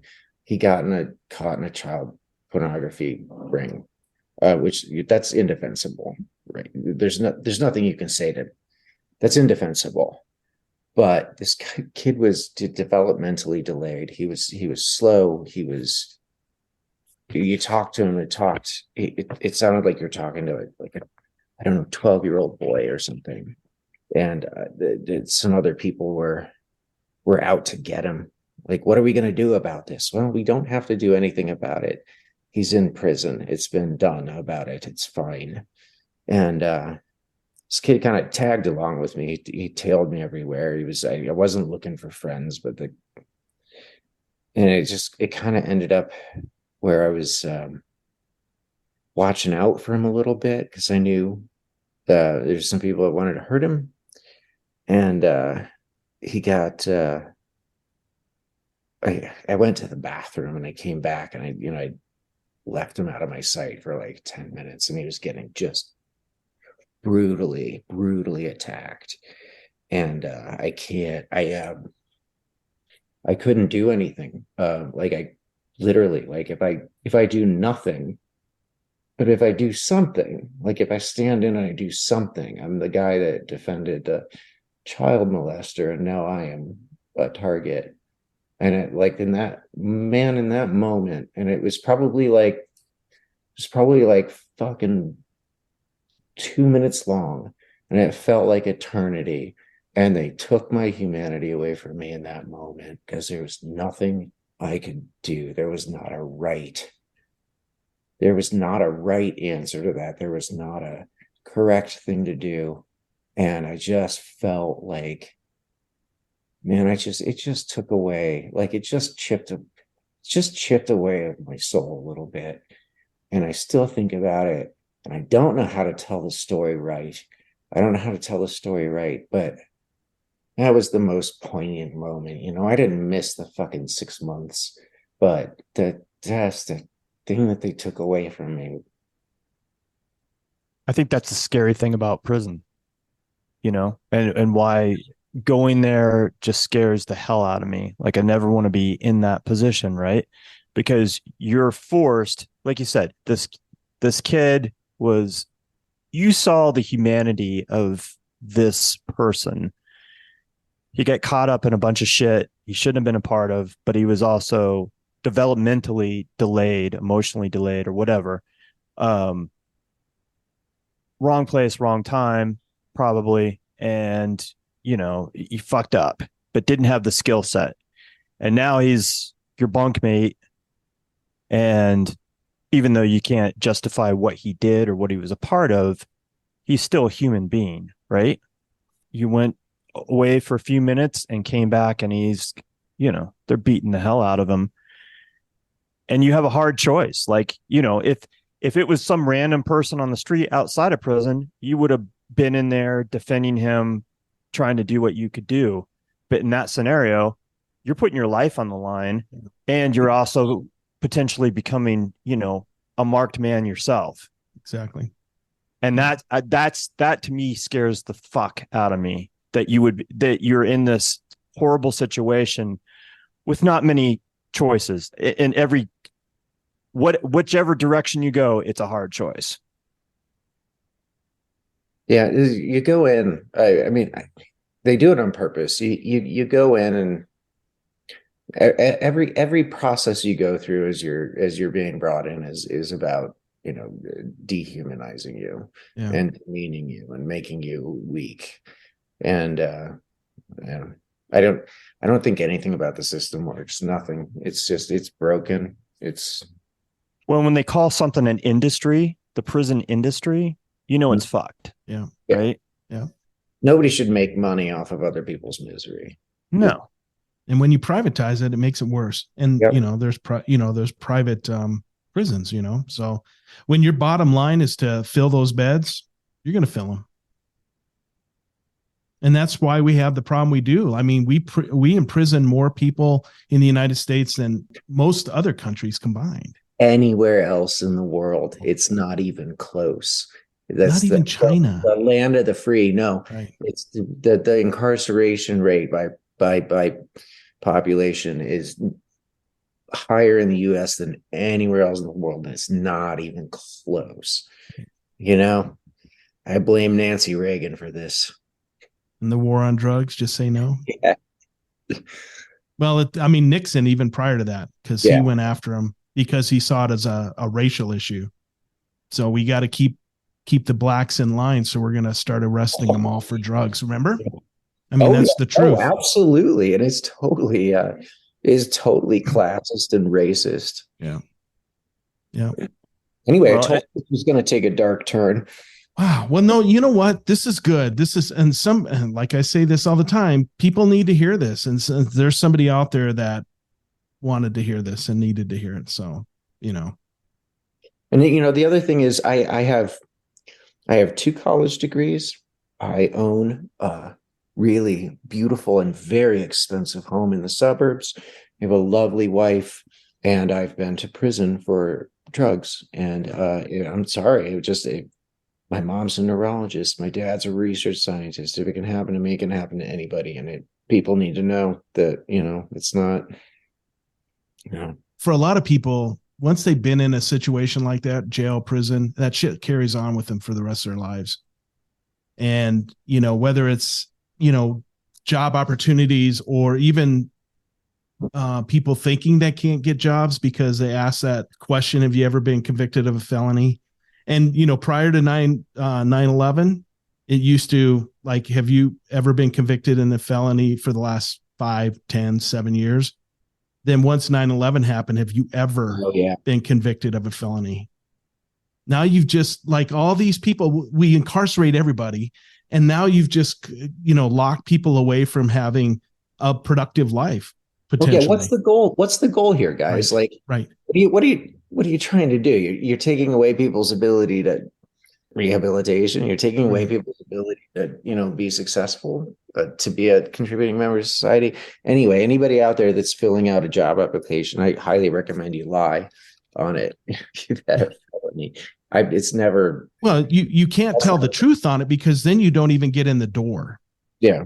Either don't just leave it blank or lie, because and they're probably going to find out if you leave it blank, if you don't check that box, there might be a chance that they just look by it. But if you check that box, I'll guarantee you're because, they're going to put you in we'll talk to you later at some other date when all these other people that we're trying to sort, that's an easy sort, not hireable, fuck. That shit just drives me absolutely fucking bonkers. Yeah, it hasn't held me back as much as you might think, but yeah. Well, that's good. Well, and part of it is you're an artist and you're self-employed for the most part, but it's good that it hasn't, because I know it does for other people. Yeah, for sure. Yeah. So does that experience of prison has played into your work, and is it playing into this newest body of work that you're presenting it next for this new show? Absolutely. It was defining for me, and I was so embarrassed for so long, and I hid it. I wasn't honest about it. In rehab programs, they have a saying that you're only as sick as your secrets, and it really got to a point, and I had to do some things to prove myself to myself. But at the point, where I, went back to college, got through it, got a degree, started being successful as an artist, I started becoming proud of it, or at least open and honest with it, because I thought I could be helpful to people to see that, you can, it doesn't have to be the end of the world. So it's been a theme throughout a lot of my work. But I think, like I said earlier, religion taught me to be judgmental. Failure taught me to be empathetic. Failure taught me to be accepting, and to show other people grace. So it definitely a defining point in my life, is a defining characteristic. And if you'd asked me 10 years ago when I was all embarrassed about it, I just said I'd do anything to take it back. I wouldn't take it back now. I wouldn't undo it if I could, because it made me who I am, and a better person after. Yeah, it's a segment of your life that you can't, deny. However, I think, as another thing a person could do if they don't want to embrace it and love it and know that it's just part of who they were, is I think it's okay to say, you know what, that mistake or these series of mistakes that I made, that I got caught up in the system, doesn't define me. I'm a bigger person than I was then, and I refuse to let anybody define me as that. I think that's a fair approach to it as well. Absolutely. Yeah. Again, every morning you get up, you make a decision. Every morning you decide who you want to be. And if you did it wrong today, you can do it again tomorrow. Anybody can be in this situation. Anybody. All it takes is, I've had too much to drink, I look down and I hit somebody, and then you hit and run. We had the Attorney General of South Dakota hit somebody, kill him, and he basically got away with it for the most part, because he said he didn't see it. He held his truth, but there was no way. The guy's glasses were in the car. I knew I hit something, but I stopped and I couldn't find it. Bull fucking shit. His flashlight was still on the next morning. The other guy's flashlight. So, so anybody can, and my point being, a simple mistake like that, I know he didn't do it with malice. It was an accident, but the fact that he ran made it a crime, and anybody else would have went to prison for it, and probably for a long time, so it can happen to any of us. And if you get sucked in that system, like you said, it's fucking broken, man. Yeah. I have a big problem with people should stand up and take responsibility for whatever, but charging kids as adults. Yeah. A kid's a kid. They're idiots. And I really have a huge problem. I have many problems with the system, but charging children as adults is, one of the big ones. Instead of ruining one life, you ruin two, because a bad thing happened. I don't know. And then you ruin the families, the extended Yeah. family, right? Not only is this kid in prison, his parents are anguishing, his friends are anguishing, you know? I mean, there's a ton of victims out of that. Tenet wants to acknowledge our media sponsor, New Magazine. That's N-U-E. You can follow both the national and the Denver edition of New Magazine on Instagram. The national edition can be found at new_magazine, and the Denver edition at new_Denver_magazine. And I want to share with you something very exciting. Check out the newly launched New Denver Gallery Guide. Look for the signage that says New Denver Gallery Guide that has a QR code. Scan it with your phone, and you have instant access to a comprehensive digital guide to Denver's finest galleries and exhibitions. Find this QR code in your favorite gallery, hotel, or coffee shop as you visit and explore Denver. Thanks for listening. This is Josh Davy, and you're listening to the Tenet podcast. You have ceramic mixed media pieces, correct? Yes. And just for you, I have 4 large photographs. I have the first oil painting that I've done in 8 years. And I have a giant wood sculpture. It's the biggest thing I've ever made. I hope it's going to be, it should be cool. How big are we talking here? Oh, 30 by 40 by 3 feet high. It's Wow. pretty big. Man, you bit off a lot for this show, it sounds like. It's like nothing I've ever done. Like it's absolutely not reminiscent of any of my past work. So I'm pretty happy with that, just because surprise. Yeah. And this opens August 25th, is that correct? August 25th, yeah, and runs for 3 weeks. I think it runs through September 5th. I have this piece pulled up. I pulled it up earlier. This is one of the pieces for the show. Yes. And do you have a name for this yet? I don't. I have a list of things, possible titles written down, but I haven't assigned them to anything yet. How big is this piece? 20 by 30. I've been obsessed with music titles lately. I was thinking about I don't suppose either of you know who Cab Calloway is. Oh my yeah, God, yeah. for sure. So he's got a song, The Devil in the Deep Blue Sea. I thought that'd be a great title for one of these. I like that title. Yeah. I'd like to see the piece. I guess I will. You will. You better. We'll talk about if you don't show up. Talk about this piece that I have up right now. Like what else going on? So it's a ceramic relief sculpture. Almost everything I do is mixed media. So this was based off of a church that I saw and photographed in Detroit when I was visiting. The face is ceramic. The roof and the door are wood. Thus far, the window in the front is still open, but I think it needs something. I haven't quite decided what to put in there yet. Yeah, I was kind of wondering about that. If this was just like I know this is a little bit of a work in progress shot, but if that window had been, if you'd put something in there or not. There's got it. Yeah, it's just I considered it done, but it needs something. I have to do something there. And if you go to Josh's Instagram, you don't have to go too far to find this particular piece. I love all the detail in it, and and that's something all of your work has, is attention to detail.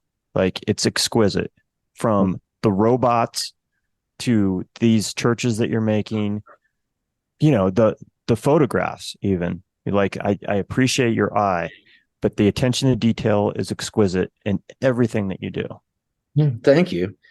So this is a canvas. I essentially built this to receive a painting. So both of these pieces that you pulled up don't look like that anymore.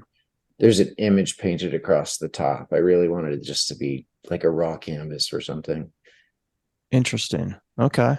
How many pieces of this type of work are going to be in there? So there are 5 relief sculptures. 3 ceramic, 2 that are made entirely out of wood. 1 really big wood sculpture, freestanding 3-dimensional wood sculpture. 4 photographs and the first oil painting I've done in 8 years. Well, I'd ask you more about it, but you haven't really posted a lot of stuff on your social media. So I'm just going to be surprised. But I know that you're going to give me images when this releases, and we'll tease a little bit. I'll set you up with so the one big wood sculpture, super ambitious, and it's done. And trying to decide how much to release and how much to hide. I kind of want things to be surprising a little bit when people show. Yeah. Especially that sculpture, which I've never done anything like before. But I'll send you a bunch of pictures when And you also have a piece that's in, I guess, the current member show. Yeah. Yes. Yeah. Let's talk about that, because that's a really interesting piece. So this is called Echoes of a Mechanical Heart. Yeah. This is actually a couple years old. My partner kept bugging me to marry my different types of work. Like, why don't I put the robots and the buildings together? And I argued with her for a long time. And then I finally did a show where I just like melded everything. I love this piece. I want to see it in person. I haven't been over there in about a month or so. So I'll have to definitely check this out. How long is this up for? This member a while. show? That's open for 6 weeks. So that'll still be up when Christy and I's shows are running. This whole thing with robots, how did that start? So I started as a jeweler. I started as a metalsmith, and I love doing jewelry. But if you have a solo show every year, you can't fill a gallery with jewelry, or it's very difficult. I don't know how I got the idea. I really don't. But I built one, and sold immediately. People loved it. So then my next show, I did a robot show, and it was the first show that I've done that was super successful. Like really, really came off well. The guy had 14 pieces and sold 13 of them. And it was a blast. It was so much fun to do. So I kind of became the Denver robot guy for a while after that, because it was well received and fun. So fun. So are these partly, I know you say you cast them, but this one that we're looking at, it kind of looks like there's some found objects in there too. Is it, or is it just designed to look that way? Yeah, no, the bodies are brass plumbing fittings, often bits and baubles that I find different places. And then the arms and legs, I cast out of bronze. I sculpt them in wax. It's a lost wax process, is usually used for jewelry. The bodies I start with found objects, and then okay. And then these have is this a fairly decent sized piece, or it looks like it's small? Yeah, no, they're not big. I think generally speaking, the robots are about, I don't know, 4 or 5 inches high. Okay. A few years ago, I did a robot chess set. Cool. And each of those pieces were, there it is. Yeah, to this day, I love what you did here as a chess player, but I love the thought behind it. And again, the attention to detail. So that I still have this piece, and I love it. And honestly, I don't care if it sells or not. If I have this for the rest of my life, it'll be fine. But each of those pieces are about 10 inches high. And that took me the better part of 6 months and about $6,000 to make. Amazing. It's so exquisite, man. Oh, thanks. Yeah, I built everything. I built the chessboard, all the pieces, and actually that was a nightmare. I didn't have the right tools to cast the knights. I can cast about 120 grams of bronze. That there's a picture up there of the wax mold for the knight that it finally ended up working. That's it. Yeah, the thing was so big, I didn't have the tools to do it, so I had to buy a vacuum caster and a smelting furnace, and I finished the knights the day of the opening. Oh, I think I remember you saying that. Which was like, another instance of when my partner was telling me that I'm a total jackass because I was stressing her. But but I don't know, I don't know, it was exciting. It was exciting to like almost not make it and get it done right under the wire. Sure. There's always that nice adrenaline rush, right? And wasn't she part of the like incentive to do this? Didn't she convince you that, yeah, you Yeah, should? so it was totally her idea. So every time she got mad at me, I'm like, this is your fault. You brought this up. Right. You're like, you didn't read the small print at the very bottom when we decided we're going to do this? No, she told me for a long time. She's like, why don't you make a chess set? Because that's a lot of work. Are you out of your mind? And yeah, no, it was a terrible idea, but I love the finished product. But Yeah, I do too. It really is just absolutely stunning. And I'm glad you still have it, actually. I am too. Dude, if it doesn't sell, I'm not going to be heartbroken. I think it might be the coolest thing I've ever made. If I get stuck with it, I'll be all right. So you've done robots in different iterations. You'll continue doing this work, you think? Yeah. So actually, I was going to kill the robot thing. I don't know. It was a couple of years ago. I was just like, I didn't like being known as the robot guy because it didn't seem like serious artwork to me. But the original idea had just been to, simply to give them, human emotions, like just a robot that has, I just wanted to give it personality. It resonated with people. And I'm not sitting on, aside from the chess set, I'm not sitting on a backlog of old robots. Most of those sell, and I don't know why I was resisting doing it. I love making them, and people like to give me money for them. So I'm going to focus a little more on doing robots in the near future. Have you thought about, and obviously this would take the process in a different direction, but doing like large scale robots, like human sized robots? Yes, I don't. It's out. Man, I can do a lot of things. Like I really have a broad skill set, but yeah, I don't know how to do that. Now there is a guy in Denver. Do you know Chris Mora? I do not. I've heard the name, I think. First of all, he's a young kid. He's like, I don't know, 25 or something. And he is doing these handmade robots. Like he's using, I mean, I think now he has a CNC machine, but for a long time he was just using files and hacksaws. And he's making robots that are like 12 feet tall. They're amazing. Super cool kid. Really, really impressed by him. I went to one of his shows and met him, and I just blown away by his work.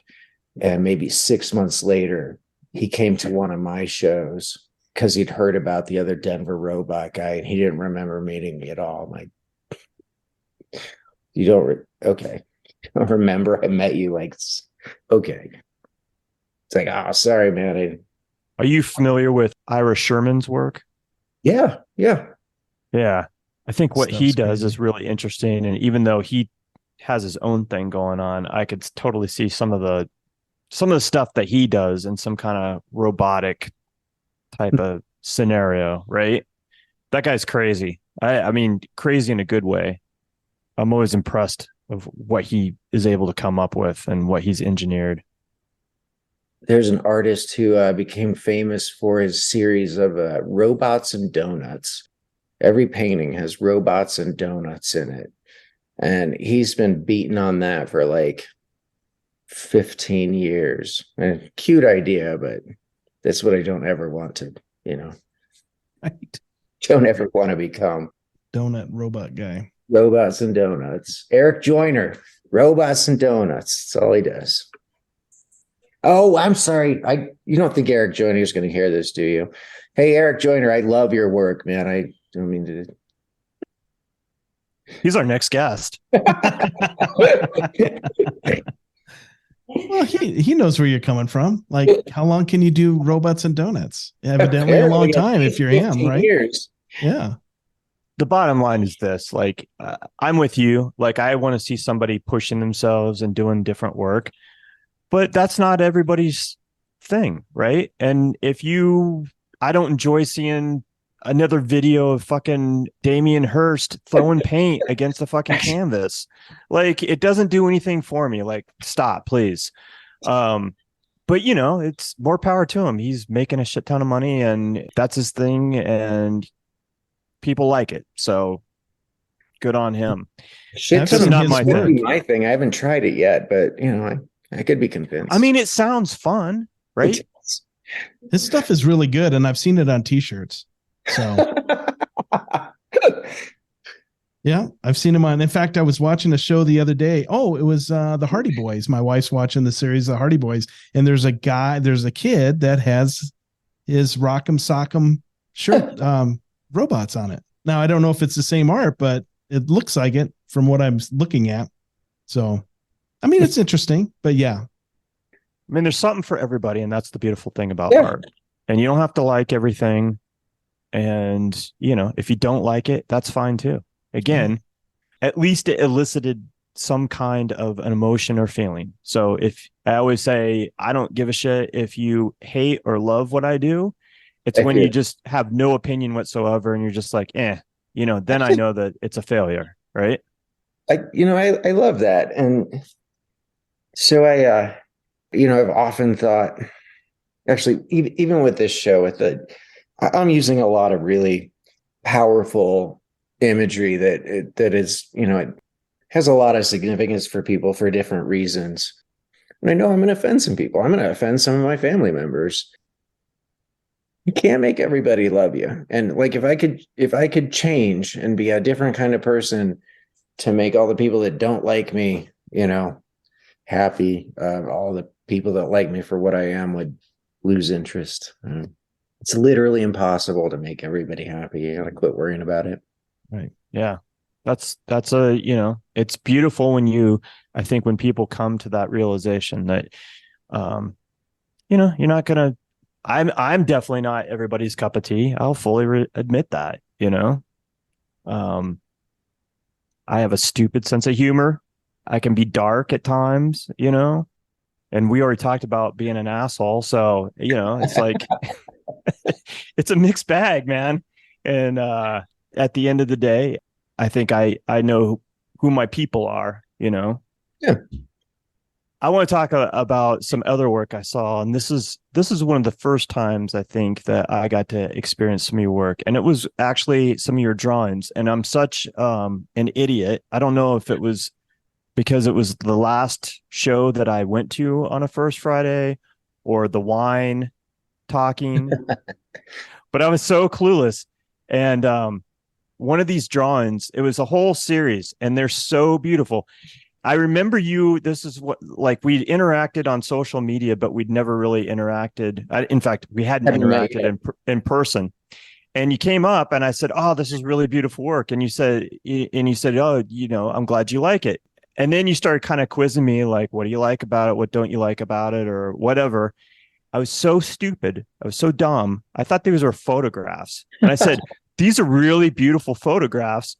I think, I like them. I don't think I would have printed them like this, like printed them down so much, so muddy." And you're like, "They're not photographs."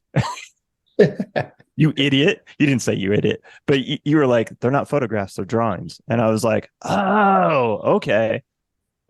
So we talked briefly about, me going to pick up my father when we'd rekindled, or we're trying to redefine or define an adult relationship. And this was when he had cancer. I'd been obsessed with buildings for a long time. I'd been working with buildings. I drove from here to, I'm trying to remember the name of the little town, like 400 population of 400 people. And I went to pick him up and drive him to the Mayo Clinic. And so I stopped in all these little towns that were like the towns that I, spent my very young youth in. And I was taking pictures of all these old buildings. And I stopped in one city for the night, Decorah, Iowa, and I was taking pictures of a old factory called US Pipe. And some people in a pickup truck pulled up and said, "Hey, when they're going to reopen this thing? I know you ain't taking pictures of it because you think it's purty." And I actually was taking pictures of it because I thought it was purty. But I realized, like, these people, I talked to them for a little while, and this guy had worked there, his dad had worked there, his grandfather had worked there. I started seeing the people behind the buildings. I started seeing buildings as like a metaphor for relationships and families and lives, and that it affected my work. It really took my work in a different direction. Have you ever seen this old movie, My Life as a House? Like, it came out in the 90s, and Kevin Kline in it. Oh yeah. Clunky, terrible movie, but I loved the premise of it, where it's just, relating this guy's life and his, failed familial relationships with this house that he was building. My artwork kind of took a similar direction. I really loved that whole series, and it was so realistic, again, that I thought they were photographs. Well, they look like photographs. I mean, they really do photorealism. I mean, and in person, the detail is where you get confused at. Yeah, I was definitely like, and that's a compliment in that, I was convinced that these were photographs, and you printed them really, really moody. And if this was a photograph, this is a stellar photograph. Yeah, I mean, composition wise, and yeah. Yeah, they were all really just beautiful. I mean, look at the detail. That's the US Pipe in Decorah, Iowa. The guy pulled up, and I wanted to know when they were going to reopen so we could go back to work. Just think of that building, the gate. I used to drive by this when I go to work in Denver. The Gates, the tire building, isn't it Gates? Gates Rubber. Yeah, Gates Rubber. Yeah. I never saw it, but I've heard. It was amazing. See my work. It's like, man, did you see Gates Rubber? No, I missed it. Yeah, now it's gone completely. Now it's what businesses and apartments, I think. But I heard it was absolutely gorgeous. Yeah, it was very interesting. It had a lot of character as a building. Yep. So there's been some changes in your life the past year. You quit your job you were working as a carpenter, correct? Yep. You now offer services to artists. Talk about, I mean, you have so many skill sets, Josh. It's amazing, but talk about some of the things that you have been doing for various artists and the services you offer. So I'm pretty lucky. Everything that I've done over the course of my life has led me to have this land here with this incredibly broad skill set. And I know not everybody has had I guess I call them opportunities now. I didn't necessarily see it as an opportunity then. I've had a couple of friends who, when I was working in a wood shop, they had ideas that they didn't know how to execute, just because they didn't have the woodworking skill. It's very specific. So I started helping people, build a wood sculpture that they had the vision for, but not the skill to make. Giant art panels, man. If you want to do a 8-foot by 10-foot painting on a panel, you can't run to Michael's and buy that. And you can order it online, but it's going to cost a fortune and take 4 months. I can do it in 2 weeks for about half the price. I just saw an opportunity to let go of my stupid day job and help people with artwork.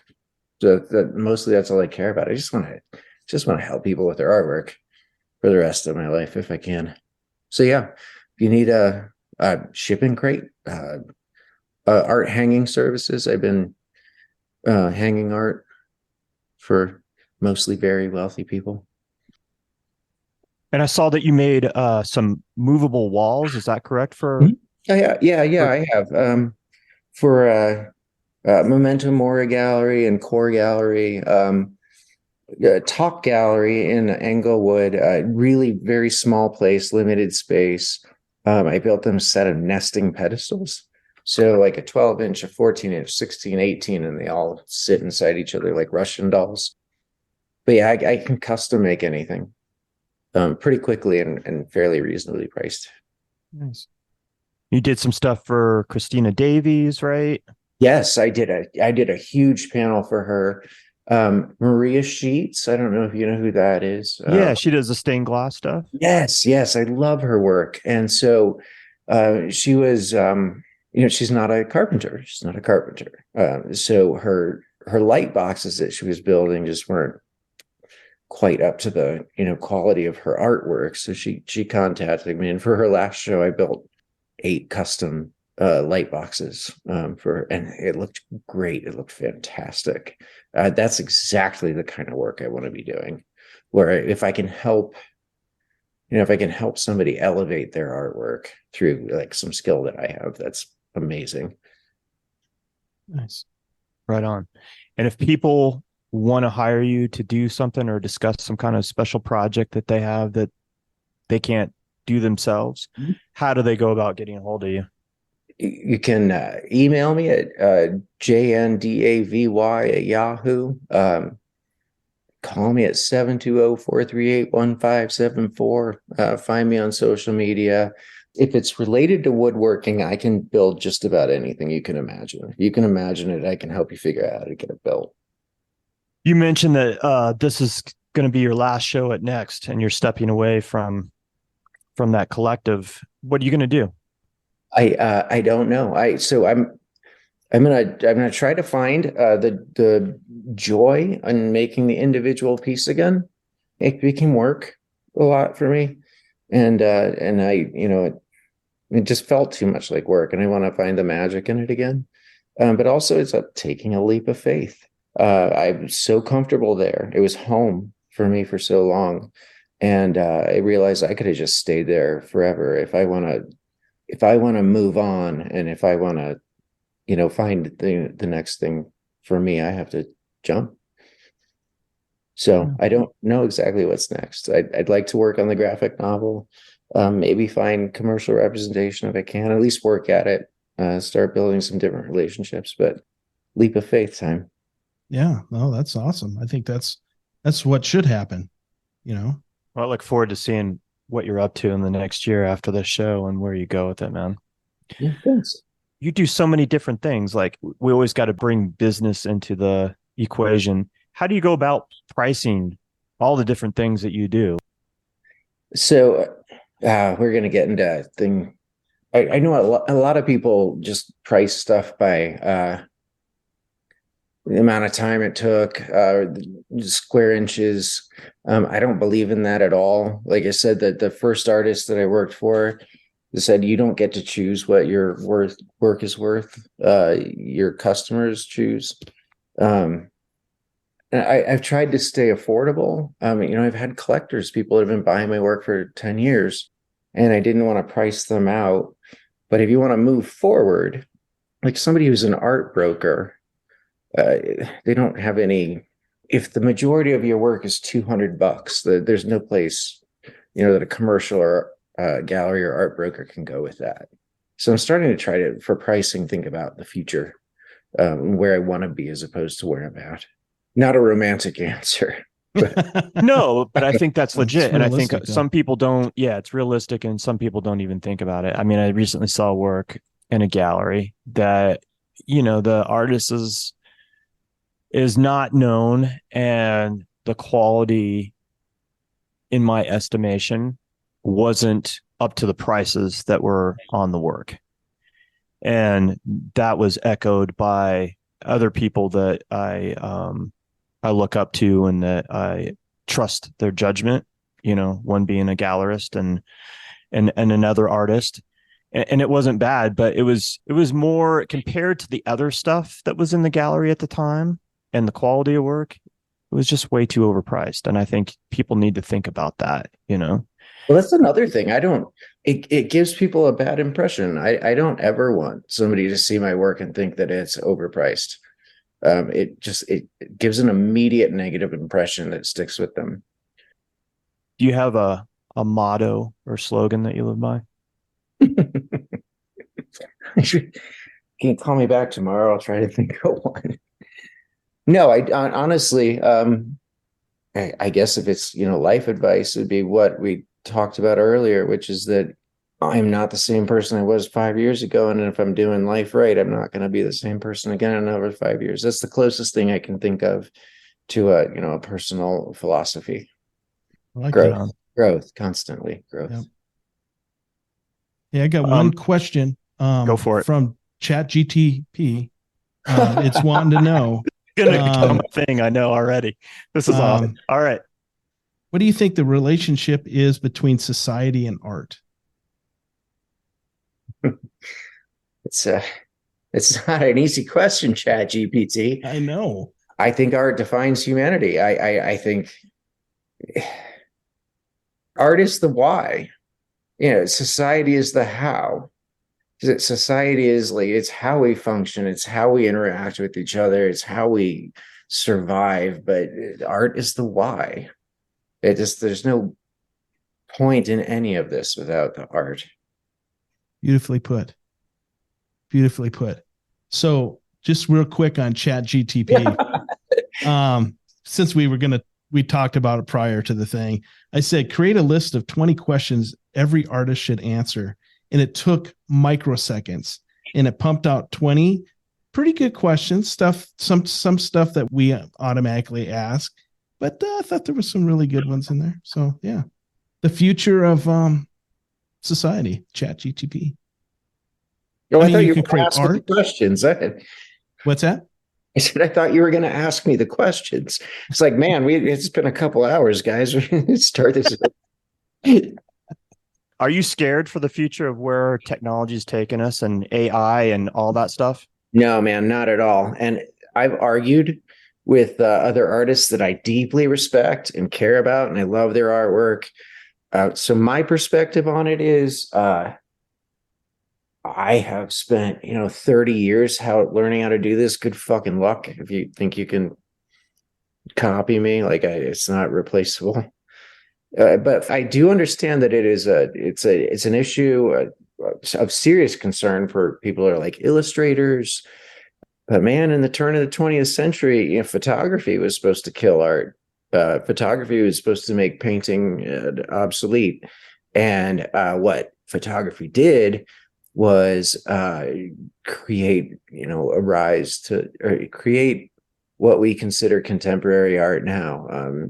Impressionism and expressionism and abstract expressionism, and we wouldn't have any of that if photography hadn't pushed. And creativity is the basis for it, and AI is not going to replace human creativity. It might force us to do some things differently, but maybe we should anyway. Yeah, it's better. It's make us better. Yeah, I talked to a lot of teachers because of my other side gig of civic education, and the majority of them are freaking out about it. And it's like, this shit's here. You got to either go old school and use blue books for writing essays, or you just embrace it and make it as a tool, because really that's all it is. And as a writer, the biggest fear that you have as a writer is the blank page. And if you can use ChatGTP or whatever it is to start it as a starting point and then launch off from there, it's a great tool. You're right. I mean, you're absolutely right. It's here. It's not going to get undone. I mean, it's tilting at windmills to complain about it or argue about it or try to fight it. That's over. It's over. Yeah. You don't put the genie back in the bottle. Mm-mm. That never happens. Anyway, that's my last question. Thanks to chat. Thank you so much for your time. Thank you. We really appreciate the time you spent with us and the discussion, and looking forward to this show at Next. Yeah, I can't wait to talk to you, and I'll be better company next time we go to a movie, because my back won't hurt, I hope. Yeah. Well, thank you so much. I love your work. I love talking to you. Thank you. This was a great conversation. I love it. Thank you so much. Good. I hope it was interesting. It was great. It's fantastic. It's already one of my favorites. I'm serious, because I love talking about stuff that's outside of art because this is important stuff. Thank you. All right. No, thank you. Thank you so much for your time, guys. And I love what you're doing. It's really valuable. Remember to follow Josh on Instagram at JNDavy, Davy. Josh's solo show, Lost Along the Way, opens August 25th at Next Gallery. You can find out more information at the website, nextgallery.org. As always, look for more information in this week's episode notes. For the Tenet Podcast, I'm Todd Pearson. And I'm Wes Brown. Have a great week.